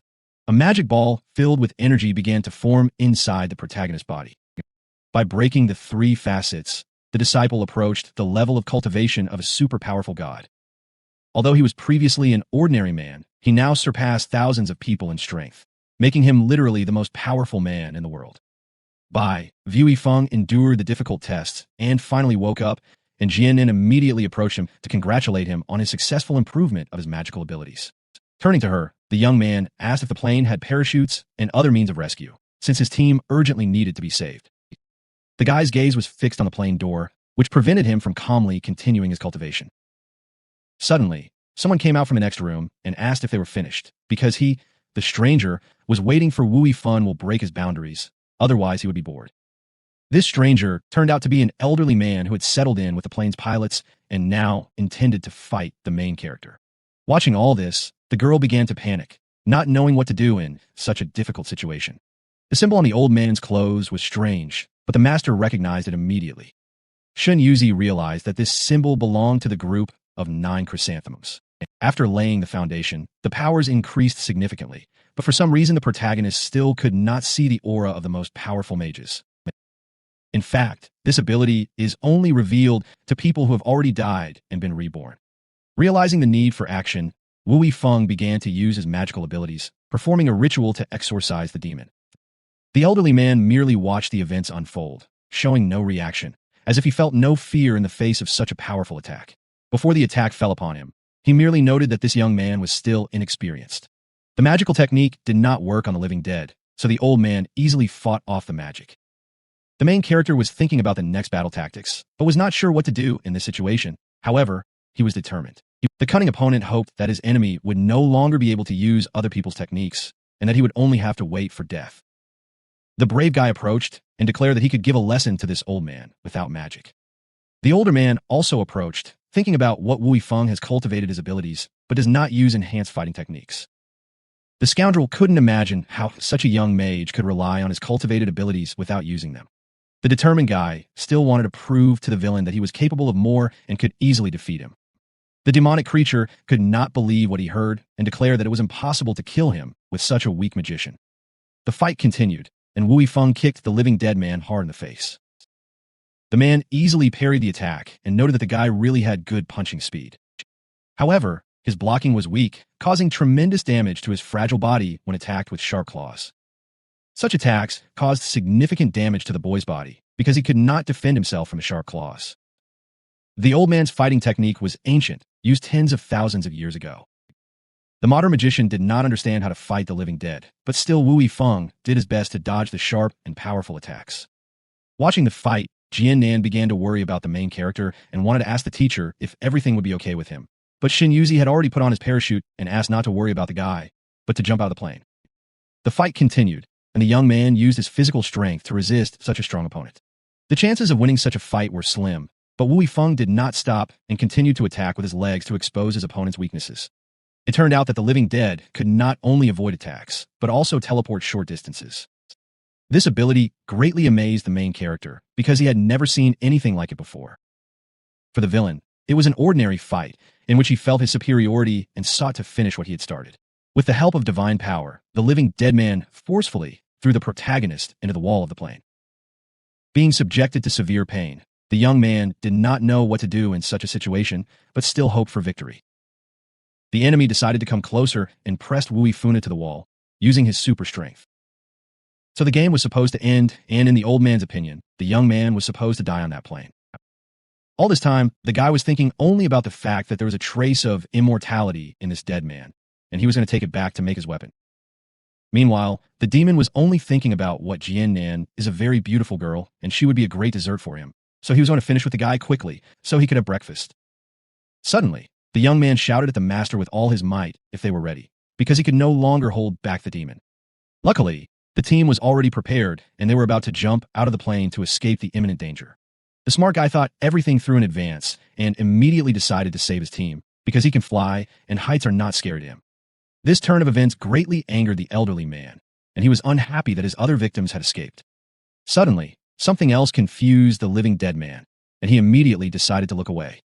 The villain's arm was badly damaged, although he didn't expect it, because he thought his opponent was much weaker. Meanwhile, Wu Yifeng began to awaken the abilities he had previously cultivated, and the experienced scoundrel realized that this ability was called the Secret of the Mountain. In fact, the young man exclaimed that this ability is called the Secret of Mountains and Seas. A magical aura similar to lightning was created around the boy. Using such unusual force, the guy easily hit the scoundrel and threw him back several meters. All this time, the young man was thinking about how he was able to learn this unusual ability. His teacher had previously said that the greatness of the secret is righteous. It is one of the foundations of Taoism, and it allows him to control the situation, at least for a while, when it comes to most demons. In the monastic world of outlaw, there has always been a law of the jungle, and sooner or later any hero has to face another practitioner, and what Wui has Funa can only wound his opponent, and neither the degree of spirituality nor the pinnacle in Azism give an advantage. Discussing the difficulties of the battle with fellow monks, they looked for a universal solution, and realizing that before the Azism does not give Wu Funu had no advantage, it was necessary to use force. The Great Gate offers a complete system of practice and planning, and each monk strives to find his own path, and one must put his energy into it and study Taoism. Then Wu Funa, everything should work out. The teacher said that when he first went up into the mountains to practice, it was useless, and with a pair of fists he had no equal in the world, and he had to learn to control his physical strength.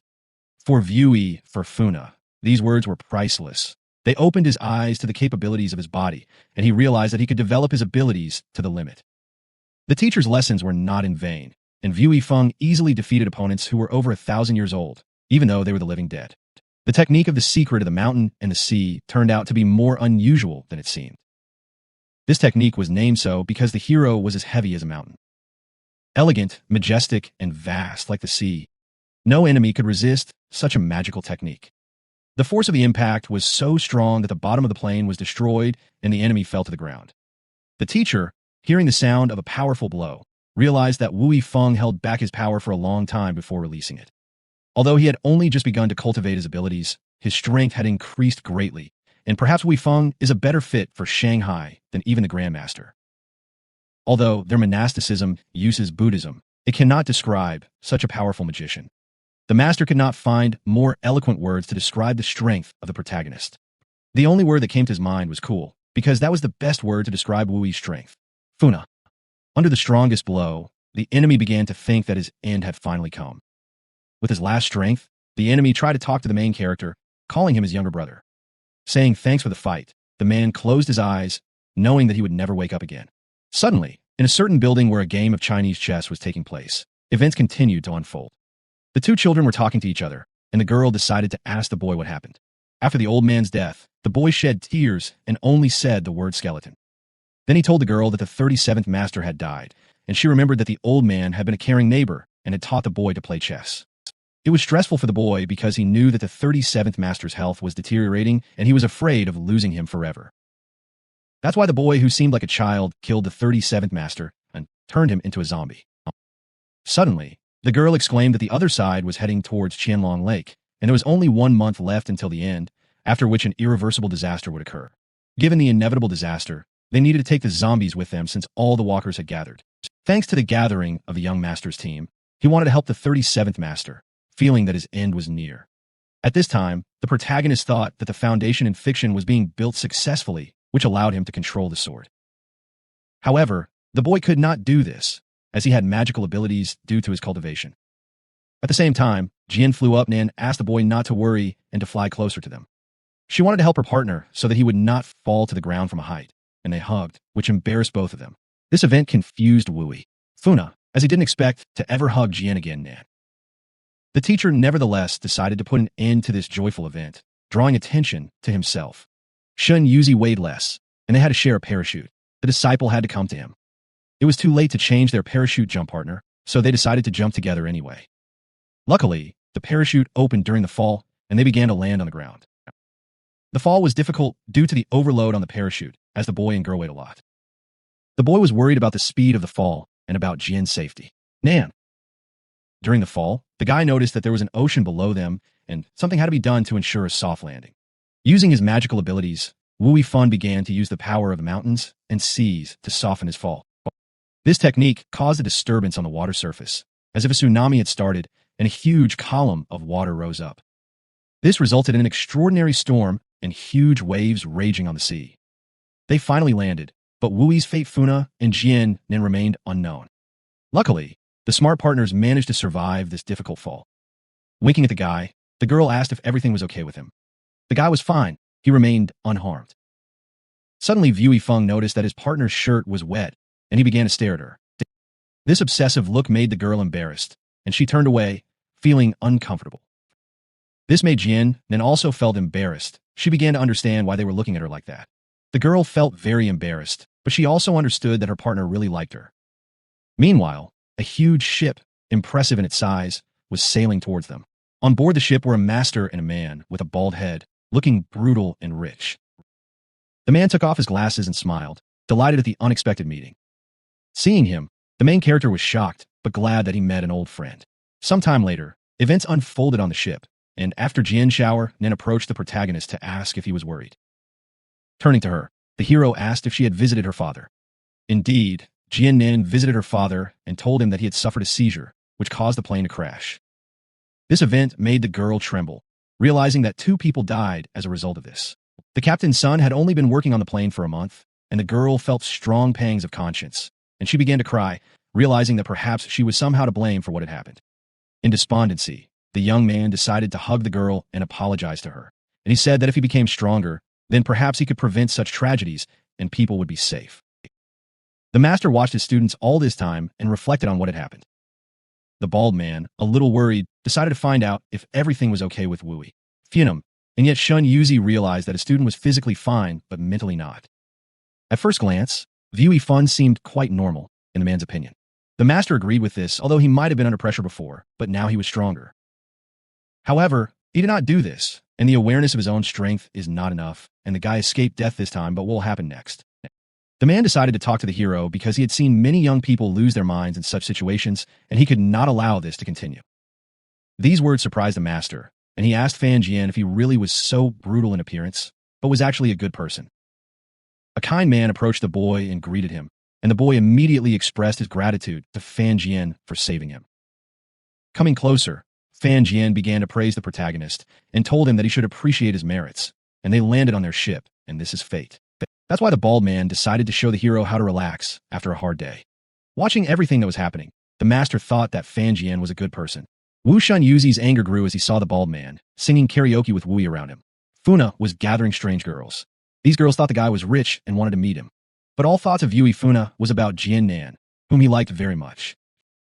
Approaching the good-natured man, the guy said that he did not want to spend his leisure time in this way. With a wink, the man realized that he didn't like girls, and he had another option. This option was 3 muscular men that he wanted to provide the protagonist with for relaxation. All this was to make the boy feel at home, and Fan Jian sincerely wanted to help him with this. The bald man's behavior really surprised the guy. He didn't expect something like that. Looking at his hand, the hero reflected on the fact that with each passing day, as he became stronger, he increasingly realized the fragility of human life. The bald man began to encourage him, claiming that there was neither good nor evil in power. He explained that there are those who use their power for evil and those who use it for good. It is important to understand this, because with the power of Wui Funa, we'll have the opportunity to save many lives. The embarrassed lady came up from behind and asked the young man if he really had no power. The teacher immediately came over and expressed his joy that Wui Feng has not made his own choice, and it is necessary to trust those who do their best. But there is a powerful evil force in the world, so it is important to become stronger to fight it. The young man decided to close his eyes and imagine that he saw injustice in the world in order to choose his path. The determined boy thanked his master for his help and shouted that he would never hesitate again. Fan Jian joked that he could feel the young man becoming stronger and wanted to see where it would lead in the future. However, the cunning man was angry at the guy and was going to take revenge for past grievances. Wui Feng was pleased with the support of his allies and was ready to continue cooperation with them. At the same time, the master was thinking about the connection between the underwater lake and the 9 chrysanthemums, which was a serious problem. Sometime later, the events unfolded in the hotel, in room number 666. The team discussed their mission involving the 9 chrysanthemums, and it's clear that no one is thrilled about the task. The young man decided to find out who the 9 chrysanthemums were, and the master told him that during the Sui and Tang dynasties, the Chinese magic of yin and yang, as well as strange doors and armor, were first introduced to Japan. They then spread to Japan, opening up access to yin and yang. It was then that the sinister 9 chrysanthemums rose up, inviting people to join their side. Upon hearing this, the girl immediately wanted to know how strong this faction really was. Despite the sinister reputation of the sect, the 9 chrysanthemums had long since solidified their position as an unyielding dogmatic group, and for the protagonist team to fight the 9 chrysanthemums meant facing a powerful and hidden enemy with no proper chance of success. The master considered abandoning the mission, realizing that the chances of success were extremely low. Suddenly, the protagonist's phone rang, and it was a call from Monsieur. Immediately after the guy picked up the phone, the girl began to get angry, accusing him of perversion and lying, accusing him of leaving her to go to Japan. Monsieur didn't want to listen to the explanation, deciding that this was just the Dreg's tactics. In reality, the girl was already in Japan and was waiting for their arrival, anticipating that she would be betrayed. Worried about his student, the master constantly thought about the mission and expressed fears for his safety. The determined girl asked him if he should worry and stated that he could tell her his plans as she was going to listen to him carefully. The guy was not satisfied with this turn of events, and he continued to insist on completing the mission. Shun sighed heavily. Yuzi admitted that they were going to Japan again. So, with their combined efforts, the mission was resumed, and the boy thanked his team, knowing that they would not let him down. A few hours later, a helicopter arrived to pick them up and take them to Japan. The protagonist was very grateful to Fan Jian, who asked him to be careful and promised to treat him to a drink upon his return from Japan. After some time, they said goodbye and promised each other to meet and have a drink together. The bald man watched the team as they left, and Mahal waved at them. In a helicopter, the team discussed the plan, and immediately upon arrival, they had to split up. The first thing they had to do was meet with the client, and the master with Jian Nanam had to find another place to prepare for the meeting with the 9 chrysanthemums. The young man agreed to this plan, realizing that he could handle the client alone. 3 hours later, in Japan, the protagonist found that he had arrived at his destination. Suddenly, someone started rushing towards Wui Fianu. When the hero heard the sounds of footsteps approaching at incredible speed, he instantly turned around to see who it was. It turned out that it was Ma Xiao, and her anger was incredibly strong. The guy betrayed her trust and deceived her. Enraged, the girl began to literally tear the hair from the guy's head, wanting revenge. Suddenly, someone from the neighborhood asked what was going on, as if not noticing that they were in a foreign land. The door of the country house swung open, and several men, with threatening expressions on their faces, ordered the hero and his partner to get out if they wanted to stay alive. The girl instantly jumped off the guy's back and asked if the people who met them were blind. She confidently introduced herself as a demon slayer, while Wu Yifeng thought that it would be a bad idea to deal with such dangerous types. Watching the strangers, one of the men couldn't believe his own eyes that they were really demon slayers. Therefore, it was decided to check them, since the security could not just let strangers into the building. Monsieur was already preparing for the battle, shouting that it would be interesting and they would get what they deserved. However, the guy decided to stop the aggressive girl, realizing that their opponents could be stronger. He realized that it was not worth putting her life on the line and decided to fight the strangers himself. After hearing his decision, Monsieur stopped preparing for the fight and asked the guy not to be a hero during the fight. One of the men came closer and asked if the guy was really ready to take risks for the girl, emphasizing his self-confidence. In response, Wu Yifeng punched the villain right in the face, demonstrating his strength. He angrily explained that it would be much more difficult for them to cope if they acted alone, and suggested that they join forces. These words surprised Monsieur, who did not expect such decisiveness from her ally. According to the girl, the guy even became a little more handsome after this display of strength. Despite this, the opponents had no intention of listening to the talk and continued their attack, ignoring his warnings. One of them received a strong kick right in the stomach. An unexpected blow from one of the impudent men knocked down several of the protagonist's opponents. The huge man began to approach Wui. Fianu came from behind and shouted that he would demonstrate his judo skills. However, for the protagonist, these judo skills were ineffective, as his strength was superior to that of an ordinary person. Despite the severe pain from the guy's blow, the opponent continued to resist. Thanks to his physical strength, the muscular man was able to interrupt the hero's attack. This move really stunned the guy, who didn't expect that an ordinary person could stop him. The impudent man shouted that Wu Yifeng was caught, and now he will get punished. Watching what was happening, the impudent men confidently thought that their enemy had been caught and had already lost.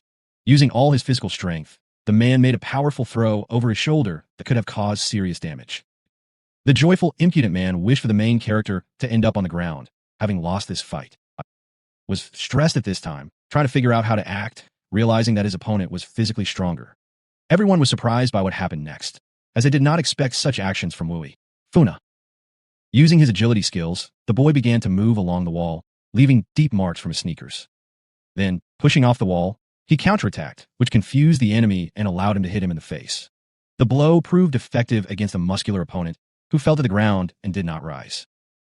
Suddenly, someone behind the hero ordered them to stop. It was a stranger, apologizing for the insolence of her people, who had met a psychic from China for the first time and wanted to test their powers. In reality, they were professional bodyguards who wanted to test their skills, and the decrepit ones with such a master were a rare opportunity. Finally realizing that it was just a test, the boy felt relieved. The customer's name was Kikuko Kazama. She was the contact person for this case. Monsieur was a little confused by this turn of events. She did not understand why the girl contacted them, while the client himself remained in the shadows.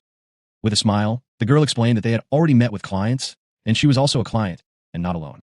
In this case, clients mean the entire Yakuza group. Soon, the protagonist and his partner were talking to the girl about how much the Nine Chrysanthemum sect was involved in this task. That is why they needed more detailed information about the sect and its allies. A Shinto priest will be leading the operation, so there is no reason to worry. Ma Xiao was outraged by this turn of events and considered the Yakuza to be vile and that they do not even try to hide their involvement with the cult. This was unfortunate for the girl, as understanding the secrecy of the operation now became impossible. Watching his partner, the hero was surprised by her impulsiveness, and it is important to maintain composure. Despite her greed, the girl agreed to the task because of the possible benefits. The good-natured Yakuza representative assured that payment would not be a problem, but the details would be discussed later. She suggested that they rest in a restaurant while they helped. Events continued to unfold at the hotel. The main character was shocked by the hotel conditions. He didn't expect such a Japanese atmosphere, although many of the rooms were modern. Current culture is represented in various styles, from classical to contemporary. Misaeo announced that she would sleep in this room, which confused him. Vu Yifeng couldn't understand how this was possible since there was only one bed in the room, but Misaeo suggested that he sleep on the sofa. The hero became even more confused, not understanding why she couldn't just take another room. Misaeo began to blush and did not answer the question, starting to talk about the shipwreck and the Nine Chrysanthemum sect's attack on them. This meant that there was a traitor in the Yakuza group who was passing information to the Nine Chrysanthemums. The situation could indeed be possible. Someone from the sect could be hiding here, and yet the girl did not believe that the attack would be repeated on them until everyone gathered, and therefore it was better not to disperse. While getting ready for bed, Ma Xiao suggested that the protagonist go to bed first. Before doing so, she smiled and decided to ask the guy a couple of questions. Calling Wu Yifuna, Misaeo ordered him to come closer. The young man, confused, did not understand what was going on and began to approach, asking what she wanted from him. Suddenly the girl grabbed his hand and threw him onto the bed. Misaeo pounced on him and watched carefully. Moving closer to his ear, she praised his efforts and then began to tickle him. The girl's interrogation method turned out to be quite unusual, but it allowed the protagonist to tell how he became stronger, and Ma Xiao diligently continued to tickle him. Looking at the boy's belly, she noticed a foundation creation mark belonging to Nan Nan. Feeling awkward, Wu Yifeng tried to calm the girl down, saying that she was still stronger than him, but Misaeo realized that now her partner really had better magical abilities. Having received such power, the girl decided to find out if the young man had used any evil tricks. The guy started pretending that he didn't know anything, because he couldn't tell the girl that 300 years of training from the master were sealed inside him. Realizing that Wu Yifeng actually became stronger, Misaeo became embarrassed and admitted that she knew about some methods similar to yin and yang, but not very well. Putting his hand on the girl's shoulder, the guy made it clear that she now understood everything. Introducing himself as a man who had obtained magical powers illegally, he exclaimed that he could pass them on to Misaeo. Misaeo did not like these methods and immediately left, saying that she would not tolerate such humiliation. Events continued the next morning at the hotel. Having prepared the bed, Vu Yifeng asked his partner what they would do for the next few days, since they had no assignments and they didn't want to just sit around. It finally occurred to the impudent girl that the guy was right. They really had nothing to do. After thinking for a while, Ma Xiao suggested that they just go for a walk. Some time later, the two demon hunters went on a journey by car. The young man was pleasantly surprised, and he didn't expect Kikuko to send the car away when she heard that they were leaving. The lady didn't like that some driver was going with them, but the man turned out to be quite kind, and he was a local and could take them to a restaurant that only the locals knew about. Misaeo was still unhappy, and following them was dangerous for an ordinary person. Suddenly the man exclaimed that there might be a spy among them, so the lady sent him to spy on them. These words alerted the main character. He was surprised that an ordinary bodyguard knew this. And that was true, and the man didn't know who they really were, because this was all a secret operation, and those who knew the details were the core members, and now he didn't know what kind of magic they were using. But there were people with more serious psychic abilities behind him, so there was no point in worrying too much. Vu Yifeng was surprised that the Japanese called their abilities extrasensory, as if there was some difference between the two. Misaeo suggested that there is a difference between Chinese and Japanese practices, but not in the system itself, and it is not so much the goal of the practice as the understanding of it. Their main practice was self-healing, the intention to escape from life and death, to break out of the cycle of rebirth and become immortal, and so the focus is on one word. In Japan, the situation was completely different, and the young man did not yet understand the difference. The Japanese worshipped the cherry blossoms and then disappeared, as if they had no desire to ask for eternal life. For example, There was a famous Japanese legend about an 800-year-old bhikshuni, a woman who ate the flesh of a mermaid and gained immortality. But over the next 800 years, this became a painful realization for her of the impermanence of the human world, and she eventually died. This is all due to a fundamental difference in perception. So Japanese spiritual practice focuses on understanding the divine meaning of nature and heaven. The main character was simply shocked by these discoveries, and he did not imagine that there were such significant differences in cultures. Remembering the girl's words, Vu Yifeng decided to find out if she was really the head of the Shushan group, and who was her boss then. In fact, her master was the former owner of the Shushan group, but the guy was not interested in this, but in the name of her master. After all, he should have known about such an outstanding person like him. With all her sadness, Misieo confessed that, in fact, she did not remember the master's name, but she knew that he was a brilliant swordsman. Looking at his partner, the hero only thought that they couldn't be sure that it was him, but the master said that Xian Vet's Zi followed the way of the sword, so it is highly likely that Misieo won from them. Meanwhile, the girl began to be indignant that Vu Yifeng looks at her strangely, considering that she is only 15 years old. Some time later, events unfolded in a shopping center. The friends were walking through the shopping center, and the main character thought that it was a small town, but quite lively, and because of this they wanted to look around the shops and find out if they could buy something interesting here. The young man immediately assumed that all girls come to Japan to buy cosmetics and clothes. Suddenly, Misieo came closer to the hero and cried out that she had no money to buy anything, and that was why she didn't mind if Uncle Wu Yifeng will buy her something. All this time people were watching the main character and thought that he was some kind of strange pervert, and for them, it was very suspicious, and they were even going to call the police. The good-natured man also decided to warn the young man that if they attracted the attention of the police, they could be questioned. Confused, Wu Yifeng tried to defuse the tension by asking the girl to stop joking. However, the women nearby decided to leave, discussing the possibility that the group was just friends, although one of them didn't seem like the weird guy. Even Misieo realized that Wu Yifeng was too distant to be her brother, because her brother looked much more attractive. This turn of events surprised the young man, because he did not expect the girl to have a brother, since he had never heard of her family. It was really sad because the girl had only 2 family members left, the master and her brother. When she was little, her parents died in an accident while traveling with her brother, and they were trapped in the mountains, but met a master who saved them and took them under his wing, teaching them everything. The protagonist realized that the girl's brother also practices magic, but in fact he is interested in monasticism, while she's fascinated by daggers and technology, and because of this he returned to normal life and studies. The master disappeared again, leaving only her, and now with all their might, they must protect the Shushan group and their home, where the master and brother can return. Suddenly, the young man decided to pat the girl on the head, because he was amazed by her responsibility. The kind young man asked the girl to tell him about problems so that he could help. This greatly shocked the girl, but she was immensely grateful for such kindness. Suddenly, Misieo noticed something very unusual that immediately caught her attention. It turned out to be an ear spoon, of a rather unusual appearance. The ear spoon had a camera built into it, so you could view the image from your ear on your phone, which seemed pretty weird, but her brother loved weird things like that. That was why she was going to bring him this gift, and as she passed the checkout, Ma Xiao asked her friends to wait for her in the store. Delighted with her new acquisition, the girl was so happy that she didn't even notice who passed by her. It turned out that it was one of the 9 chrysanthemums, something Misieo had not even suspected. At this time, the main character and the man were waiting for Ma Xiao on the street. Suddenly, a bus appeared nearby and stopped abruptly right in front of the young man and his friend. Hands with pistols, ready to shoot, emerged from the bus. Realizing that he needed to protect his guest, the guard reacted quickly and pushed the young man away, trying to get his gun. The attackers began shooting from firearms directly at the guy and his companion. The brave guard returned fire, but was wounded in the shoulder. Despite the intense pain, he continued to fight against his attackers. The car continued moving, and one of the enemies tried to get closer to them. The criminals tried to knock down the security guard, but he resisted them. Feeling that his life was in danger, the man found himself at a dead end, not knowing what to do.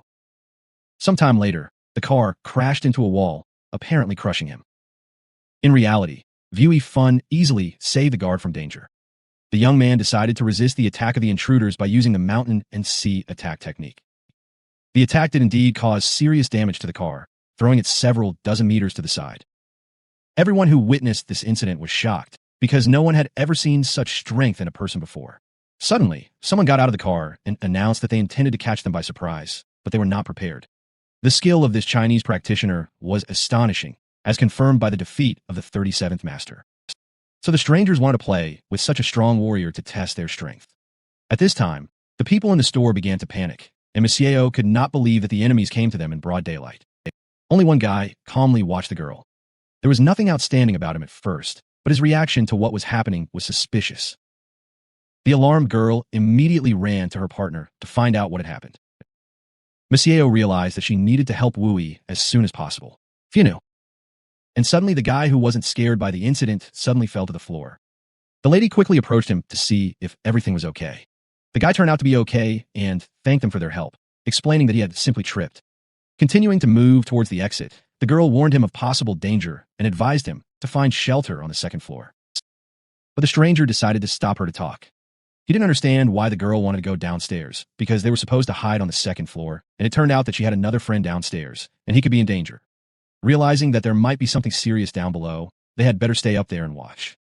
Monsieur didn't know what to say and went along with the stranger. Running, she began to think that it was a strike against them and the walk was used for the kill, but she moved away from Wooey Funa, decided not to interfere in the fight. They must wait to change the course of events. At this time, the strange guy continued to watch the girl and wondered what to do with her. He had a cunning plan to kill Monsieur in revenge for the 37th master. Suddenly, the guy was overcome by a strange feeling of anxiety. It seemed like there was an evil spirit behind him, and it was terrible. This guy was the strongest of the 9 chrysanthemums, but now he felt a sense of danger that seemed impossible. He turned around, trying to figure out what was happening, but there was no one behind him. The next moment, a huge sword rose above him, as if hovering in the air.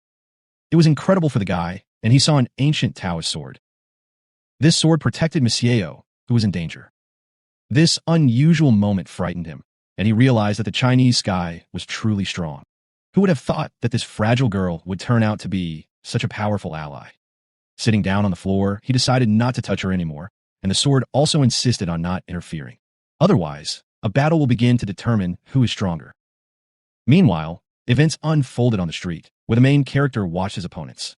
He noticed that they didn't have the same smell as the old man from the plane, as if they were the Walking Dead. Meanwhile, the sisters discussed the situation and suspected that their opponent was up to something bad. Vu Yifeng was angry at the villains who attacked him. They resembled an old monster. However, he was wrong, and only the 9 chrysanthemums of the 10 heavens can control corpses. And finally, Vu Yifeng realized that all this was connected with the 10 heavens. The young man realized that he knew nothing about the 10 heavens, and he would be embarrassed to admit that he had never heard of them. Moreover, opponents claimed that the master's technique did not simply revive the dead. It was a completely new technique developed by him himself. This made Wooey Funa thought, and his opponents looked more like robots with artificial intelligence than the living dead. These robots retained their memories and were able to think independently, and besides, there is no difference between them and living ones, and there are certain conditions that allow them to be revived. The spell only took a split second to cast if all conditions were met, making the process much faster than traditional methods. Their bodies looked like living ones, but they had the strength and power of walkers, and they did not decompose and were not afraid of sunlight, an ideal weapon against psychics. This information shocked the young man, and it was a truly unique trick, and he was interested in solving it. However, this was only part of the whole story, and one of the opponents asked Wooey Funa, does he know the 3 principles of robotics? In 1940, science fiction writer Asimov put forward 3 principles of robotics, which is why he is considered the father of robotics. The first principle states that a robot must not be harmed and must remain nearby when it is in pain. The second principle is that a robot must obey orders unless they contradict the first. The third law states that a robot must protect its own life, unless doing so would conflict with the first 2 principles. These 3 instructions were of the highest priority to them, and failure to follow them could lead to tragedy. Even though they retained their consciousness, they had to go on missions to kill people, and they couldn't escape it. Opponents thanked Wooey Funa, was thanked for helping the 37th master, and asked what he said before he died. Memories of the old man's last words suddenly returned to the hero. He simply said, thank you. The opponents doubted the young man's ability to kill them due to his youth, but he was determined to do his best. Attacking boldly, the boy realized that there was no place for the slow ones here. However, the opponents were agile and dodged his attack.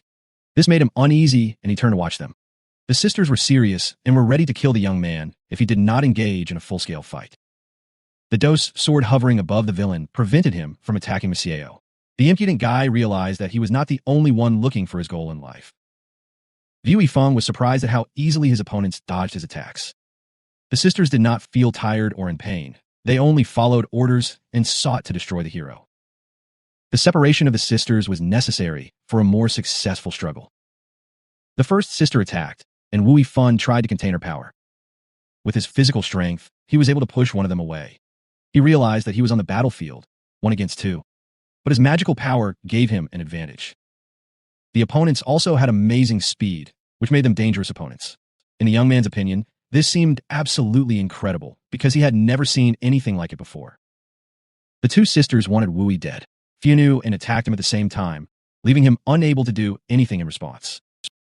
At the last moment, the protagonist realized the need to use his most powerful skill and began to use the secret technique of mountains and seas. Having used such a powerful technique, the girls flew apart in different directions, experiencing severe pain after this blow. An explosion of incredible proportions reverberated throughout the city, causing ordinary people to panic. Unfortunately, the girls remained unharmed and saw that their opponent was doing an excellent job of fighting, and they realized that he was only surviving because he continued to improve his skills and decided to be extremely careful. In their opinion, it was rare to meet a practitioner who continued to improve his martial skills. Thus, Wu Yifeng became the first opponent in which the sisters did not have an advantage. The young guy still decided to find out why the girls called the elderly man the 37th master, as if he had no name. In fact, he had a name, but their enemies couldn't remember it, so they used a number. After thinking for a bit, the guy assumed that the size of the number reflected the strength of the opponent. And this is indeed so, and the stronger or weaker the enemy, the greater or lesser his numbers. The young guy decided to ask his sisters what numbers they had. The sisters replied that they knew the numbers 7 and 8. Laughing, the guy introduced himself and said his name was Wu Yi. Fun. But there was no time for eloquence because the battle had to continue, and the little sisters followed the main character because a man who does not fall immediately will be cursed. Embarrassed, the boy asked not to curse him because he thought that he had started to look a little better lately. At this time, he was only thinking about how he had just managed to repel the attack of the 8th master in order to continue the battle. Even if she jumped out of the air and kicked, it would take at least 2 seconds to respond. There were no traces of her attack on the walls, but half a second later, she was already behind the hero. Moreover, they not only avoided the strongest blow, but also immediately responded with a counterattack. And the speed with which they dodged the first attack was astonishing. The opponents had a unique power that Wu Yifan had never seen anything like it before, so it was necessary to develop new fighting tactics. Instead of reacting quickly, they were more anticipating the attacks. These little sisters probably had abilities that the young boy had never heard of. One of the sisters asked with a smile if the hero had rested enough, implying that there was no time to waste. Suddenly, the main character decided to make a surprise attack, but the girls instantly dodged the hidden blow. They immediately realized what was happening and jumped to escape the danger. Watching the opponents, Wu Yifeng couldn't understand how they managed to avoid the attack so easily. He started a conversation to get closer to them, taking advantage of the fact that their presence underground could not be detected. Fortunately, the first attack was just a warm-up before more serious blows. Cracks began to appear in the walls, indicating new attacks. The girls had to dodge new threats in the air. They tried their best to avoid such powerful attacks. At first glance, it seemed that the attack was successful and the opponents should have been defeated. Wu Yifeng found himself in the fog that enveloped the battle and did not see what happened to his opponents. Gradually, the fog began to clear, but the girls were nowhere to be seen. All this time, Wu Yifeng expected to see them where they were supposed to be. However, what he saw stunned him because he did not expect anything like this. After the attack, the opponents were found alive and well, hugging each other like real sisters. The sisters were confused, not believing their eyes, and their opponent created a huge pillar and tried to destroy them. But despite his cruelty, for some reason, they felt a strange attraction to him. The young man became a little alarmed, thinking about how his opponents had managed to avoid the blow, and it began to seem to him that perhaps they were capable of flying. Luckily, Miss Yeo had been watching the whole time and saw what was really happening. It turned out that she saw 2 sisters holding hands with each other. Then, like a magnet, they instantly approached each other, and then one of them approached Wu Yifeng, and then found herself behind him again. It was now clear to the boy that the only way out was to end this battle, as they could use each other for movement, which seemed impossible. At the same time, the sisters realized that the young man was not just looking at them, and it seemed that he had finally revealed their secret.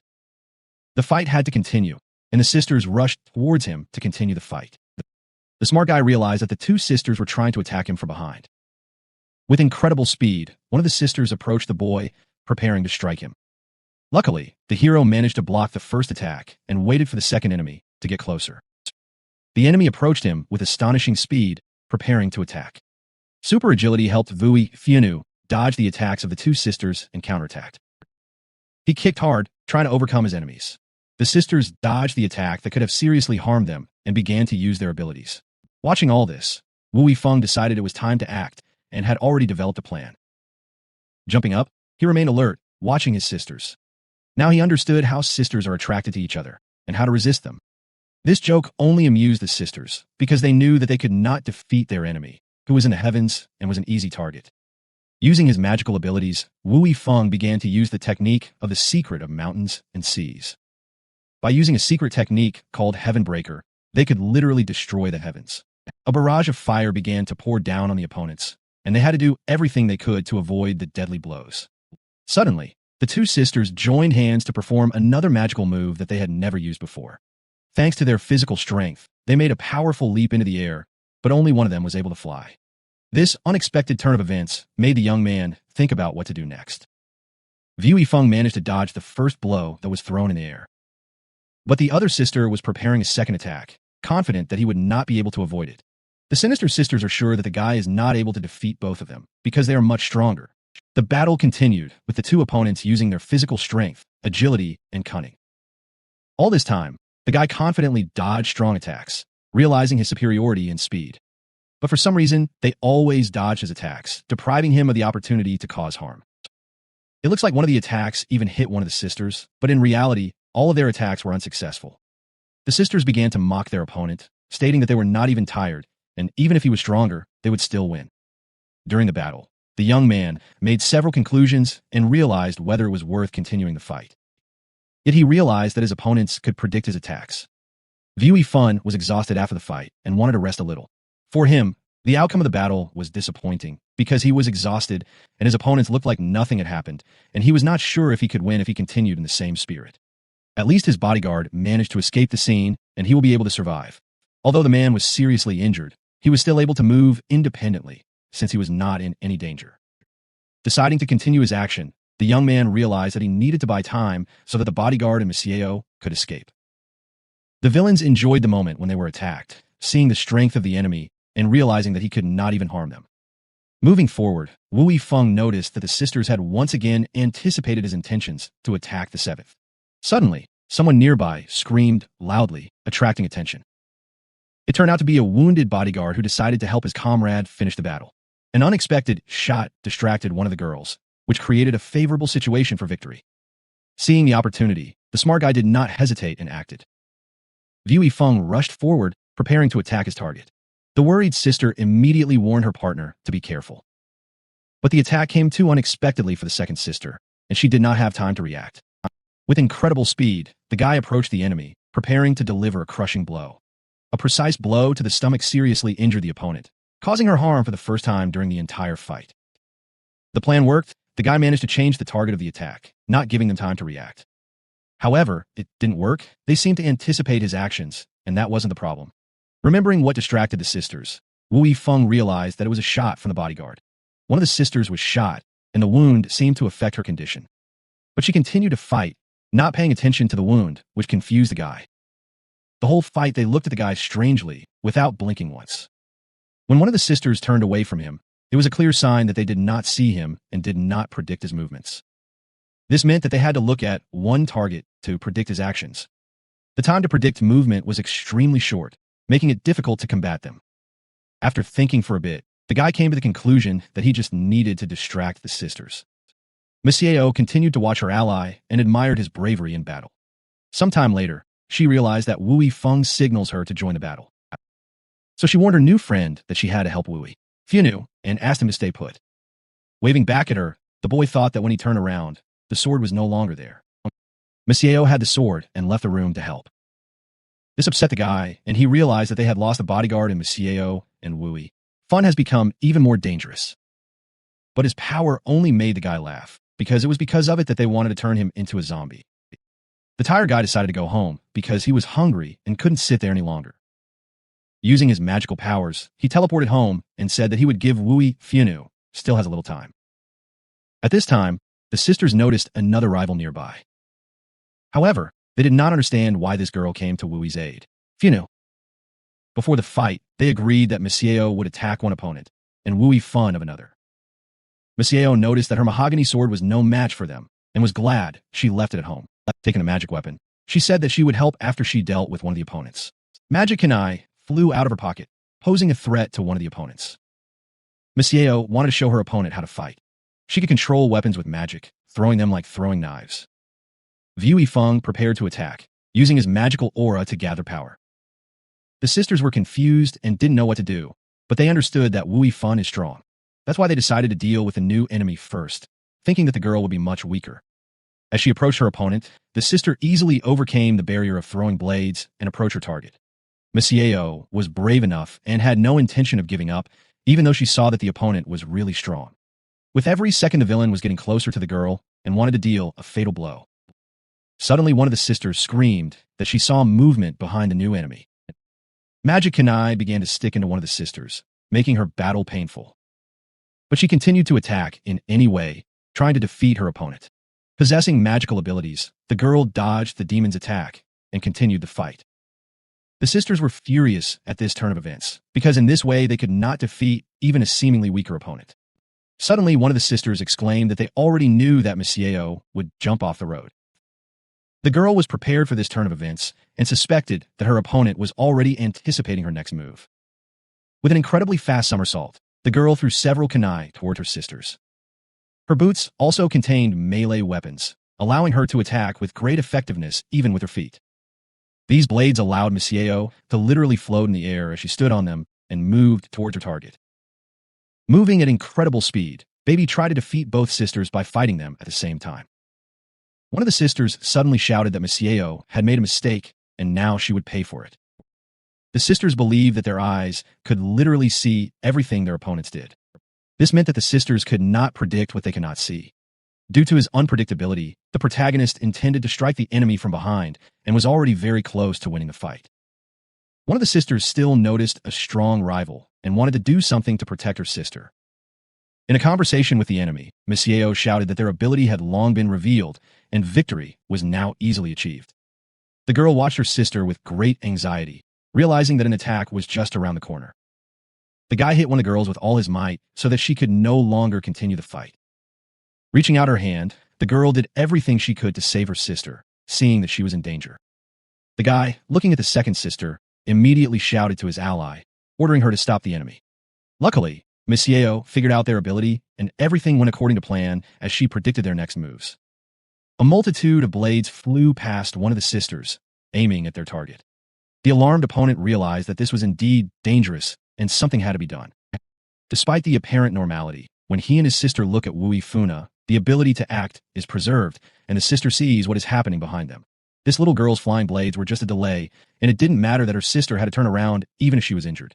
However, this fight was doomed to failure because the sister understood that her ally would not have enough time to catch her breath, and because of this, they could lose.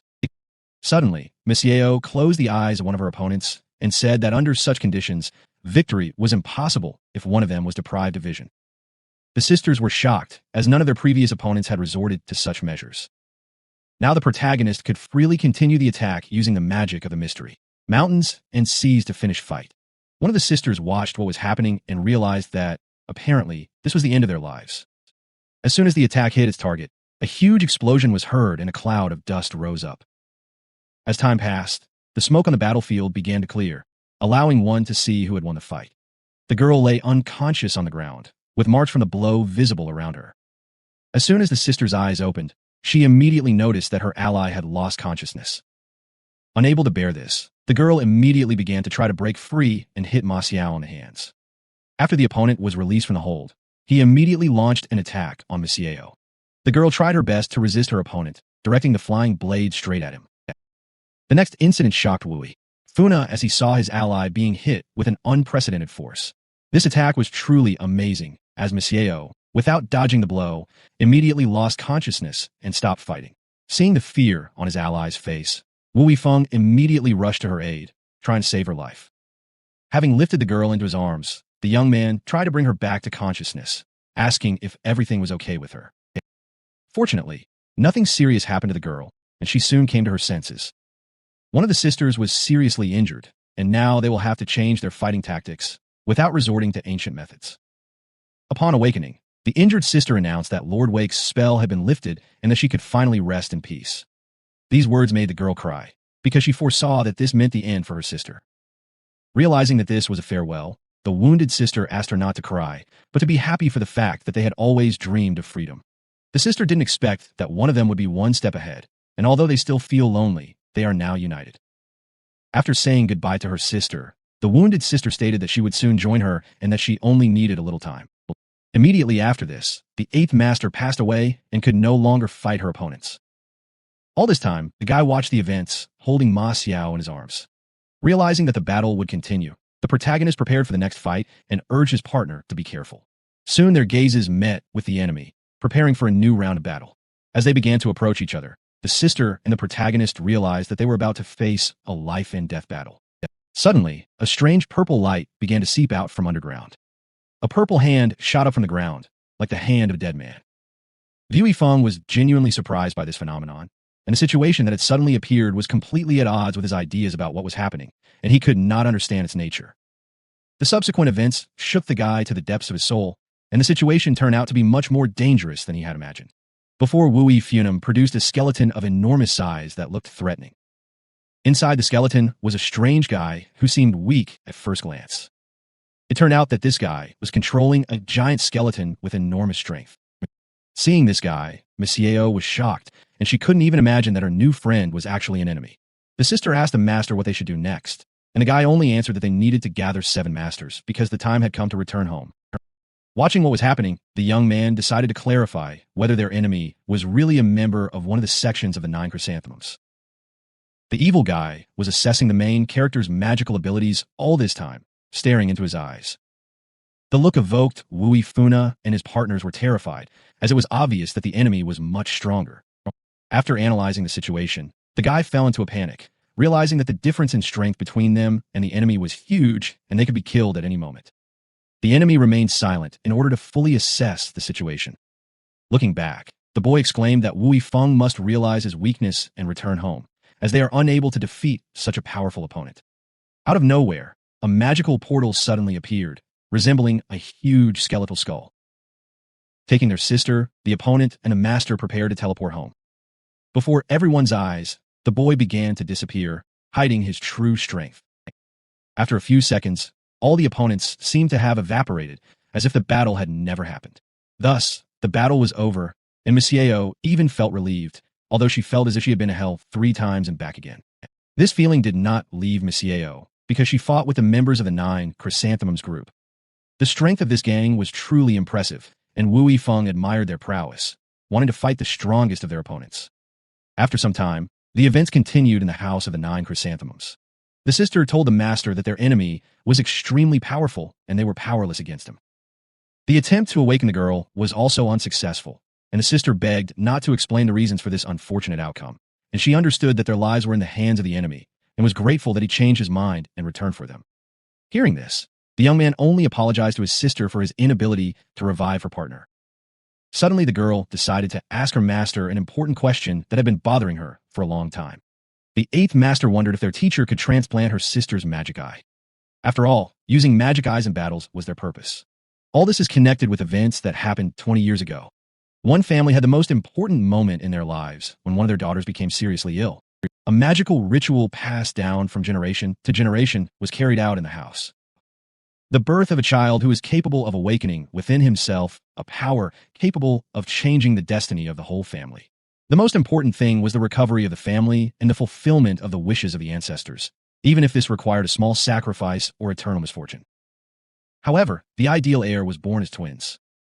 Thus, power was divided into 2 parts, and both sisters acquired supernatural abilities. One power, one soul, and that would have been their greatest weakness and should have been eliminated from the start, but instead, they decided to kill the children. When the father realized that this madness would lead to their death, he realized that he had lost not only the wife he loved, but would soon lose his own children. Gathering his last strength, the man decided that he had to protect his children and the children for whom his wife had given her life. So he fled from his family, taking his children with him. The father of the family raised the girls alone, hiding from everyone. He also used contact lenses to hide the girl's eyes and not draw unnecessary attention to himself. The man wanted to provide a happy future for his children, whom he loved so much. In his heart, he made a promise to his wife to provide a happy future for his children. However, the children quickly realized that they had unique abilities. While the sisters were together, they were invincible, able to anticipate the moves of anyone. These eyes were a gift they were given at birth. After some time, a terrible accident occurred, and the truck crashed into a concrete wall. The father died in an accident, and now the girls are orphans. This gift could be both a curse and a disappointment from God. After the death of the father, the family found and adopted children with an unusual gift. For their close relatives, these children were special, but they were also pitted for the loss of their father. The elderly man felt sorry that it was the man who died and not one of the sisters. He concluded that their souls were one and no one could defeat them. He also stated that he did not intend to kill them, as the destruction of the family had become inevitable. Thanks to this, the sisters were able to live peacefully, although their lives were darkened by the curse. The master thought about this story for a long time, not understanding how it all happened. He would never have thought that a family united for centuries would become powerless due to the weakness of its descendants. The boy guessed that the accident was caused by his grandfather, but his sister replied that her eyes only see the future, not the past. After the operation, the guy remembered the girl's name and promised to call her by her name. The girl with magical eyes was called Mizuki Tsukuyuki. Sometime later, events continued to unfold in a busy night city. Looking at the surroundings, Jian-nan was amazed by the beauty of this city and asked about their location. The master didn't know exactly where they were, nor did he understand what was going on in their client's head, and now they looked like a child and she was still a young girl. It became unclear why they had come to such a strange place. Tatsuyoko's list this time, and it was clear from him that he was not a very reliable person. The young man decided to ask his companions what time it was. One of the girls exclaimed that their guests would soon be here, and if he wanted, they could leave. Another girl started to get ready, deciding to find out where they had thrown their clothes, but the guy replied that they didn't have any. Hearing this, the girl thought that this guy was really funny, because how could they come here together without clothes? Closing his eyes, the guy asked his companions if they remembered how they ended up here. Suddenly, the girls realized that they could not remember anything before that night. This was not surprising, because with a snap of his fingers, the guy managed to turn them into paper men. Thus, two beautiful girls turned into paper people, completely unlike people. As the boy picked up the paper men, he thought that the Japanese gods were so good. They have nothing attached to them, but they are capable of preserving memories that an ordinary person would lose over hundreds of years of existence. The god of gems was due to arrive soon, and the boy was about to greet his guests, but first he needed to get dressed. Advancing towards his ally, Shun Yuzi was shocked by what he saw and thought the guy had gone crazy. It turned out that the ally had installed a door to his room in the ladies' room. The girl did not understand what was happening, because she knew that the master had come here for someone, but for some reason, they came to the ladies' room. However, the team decided to enter the toilet to see if there was a hidden room, and Shun Yuzi found a door with a sign and used. The surprised lady walked up to the door to open it and see what was behind it. Opening the door, Jian was a little worried. Nan was shocked because she never expected to see something like this in a women's restroom. Behind a nondescript door was a luxurious hotel room, where they were greeted by a friendly guy. The guy greeted his guests kindly and invited them inside. They headed inside the room, and the master asked the student to close the door to avoid trouble. Looking at his old friend, Shun Yuzi noticed that Tatsuyoko hadn't changed in all this time. He still enjoyed doing this. The young man bowed before the master and noted that Shun Yuzi hasn't changed either. The lady decided to find out who Tatsuyoko was and how he ended up here. The master explained that this guy had accidentally ended up in Japan, and now they would not be afraid of the 9 chrysanthemums. Because in front of them is a real god of transformation with truly extraordinary power. Tatsuyoko wanted to know why he was accepted as a disciple of the god of gems, because he never accepted disciples, but now he has such a beautiful disciple. The guy began to win the lady's heart by saying that he was even younger than her master, that he was only 300 years old, making him quite young. The master decided to stop Tatsuyoko, telling him to take his hands off.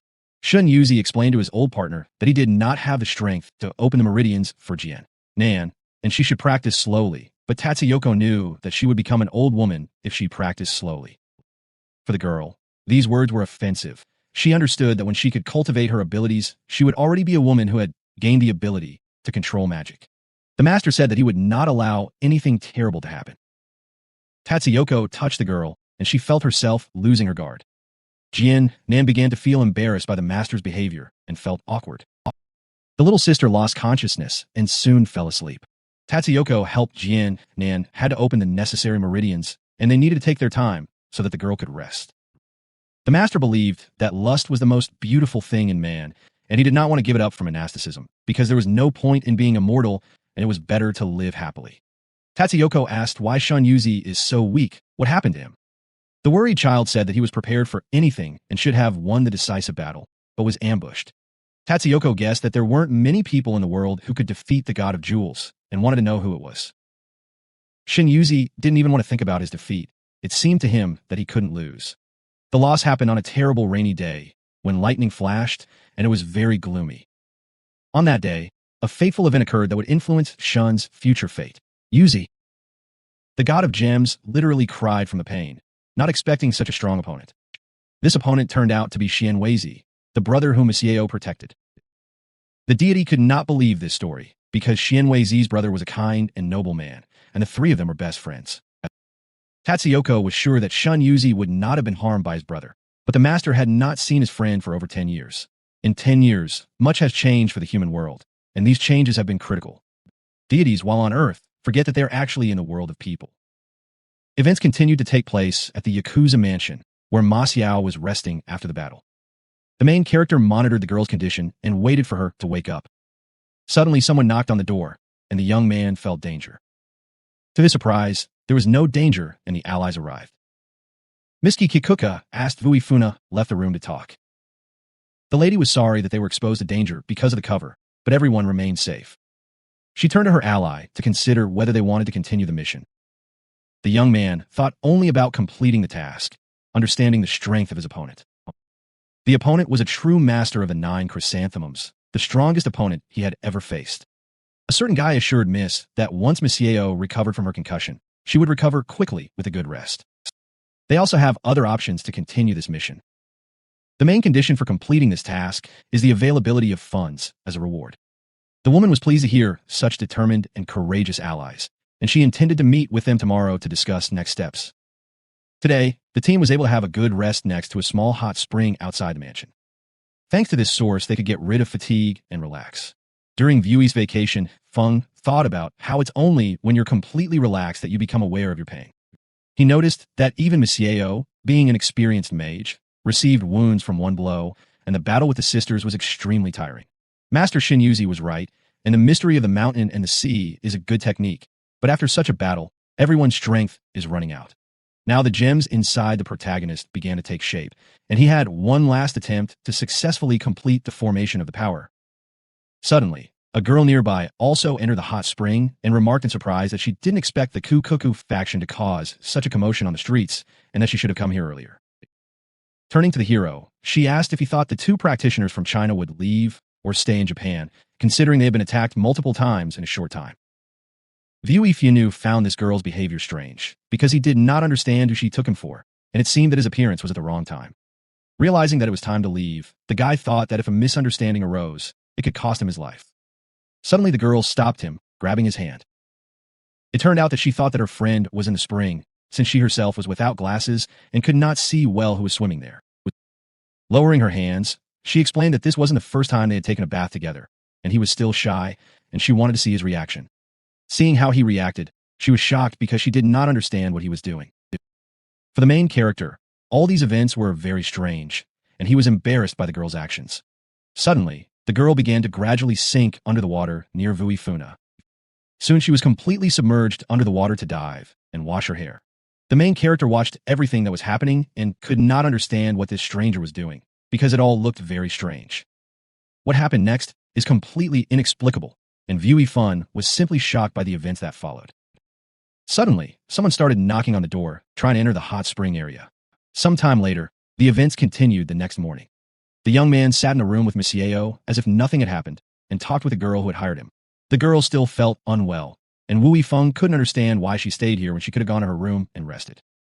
But Masieo only stated that her professionalism should not be underestimated, and if she could not attend the meeting, important information would be missed. Kikiko was glad that her guest decided to stay, because she wanted to introduce them to the Japanese psychics who would work with them. Immediately after this, the psychics began to gradually enter the room to meet. It turned out that the girl from the hot springs was called the priestess Yuan Li Song, and her colleague was Saki, who was a samurai guardian. The views of Yuan Li Song and Wu Yifuna immediately crossed paths, and they realized that they had met each other before. Feeling awkward, the girl immediately bowed to the magicians from China as a sign of acquaintance. Blushing, the young man also introduced himself, expressing his joy at meeting them. Suddenly, Monsieur noticed that the hero and this girl were acting very strangely, as if they had met before.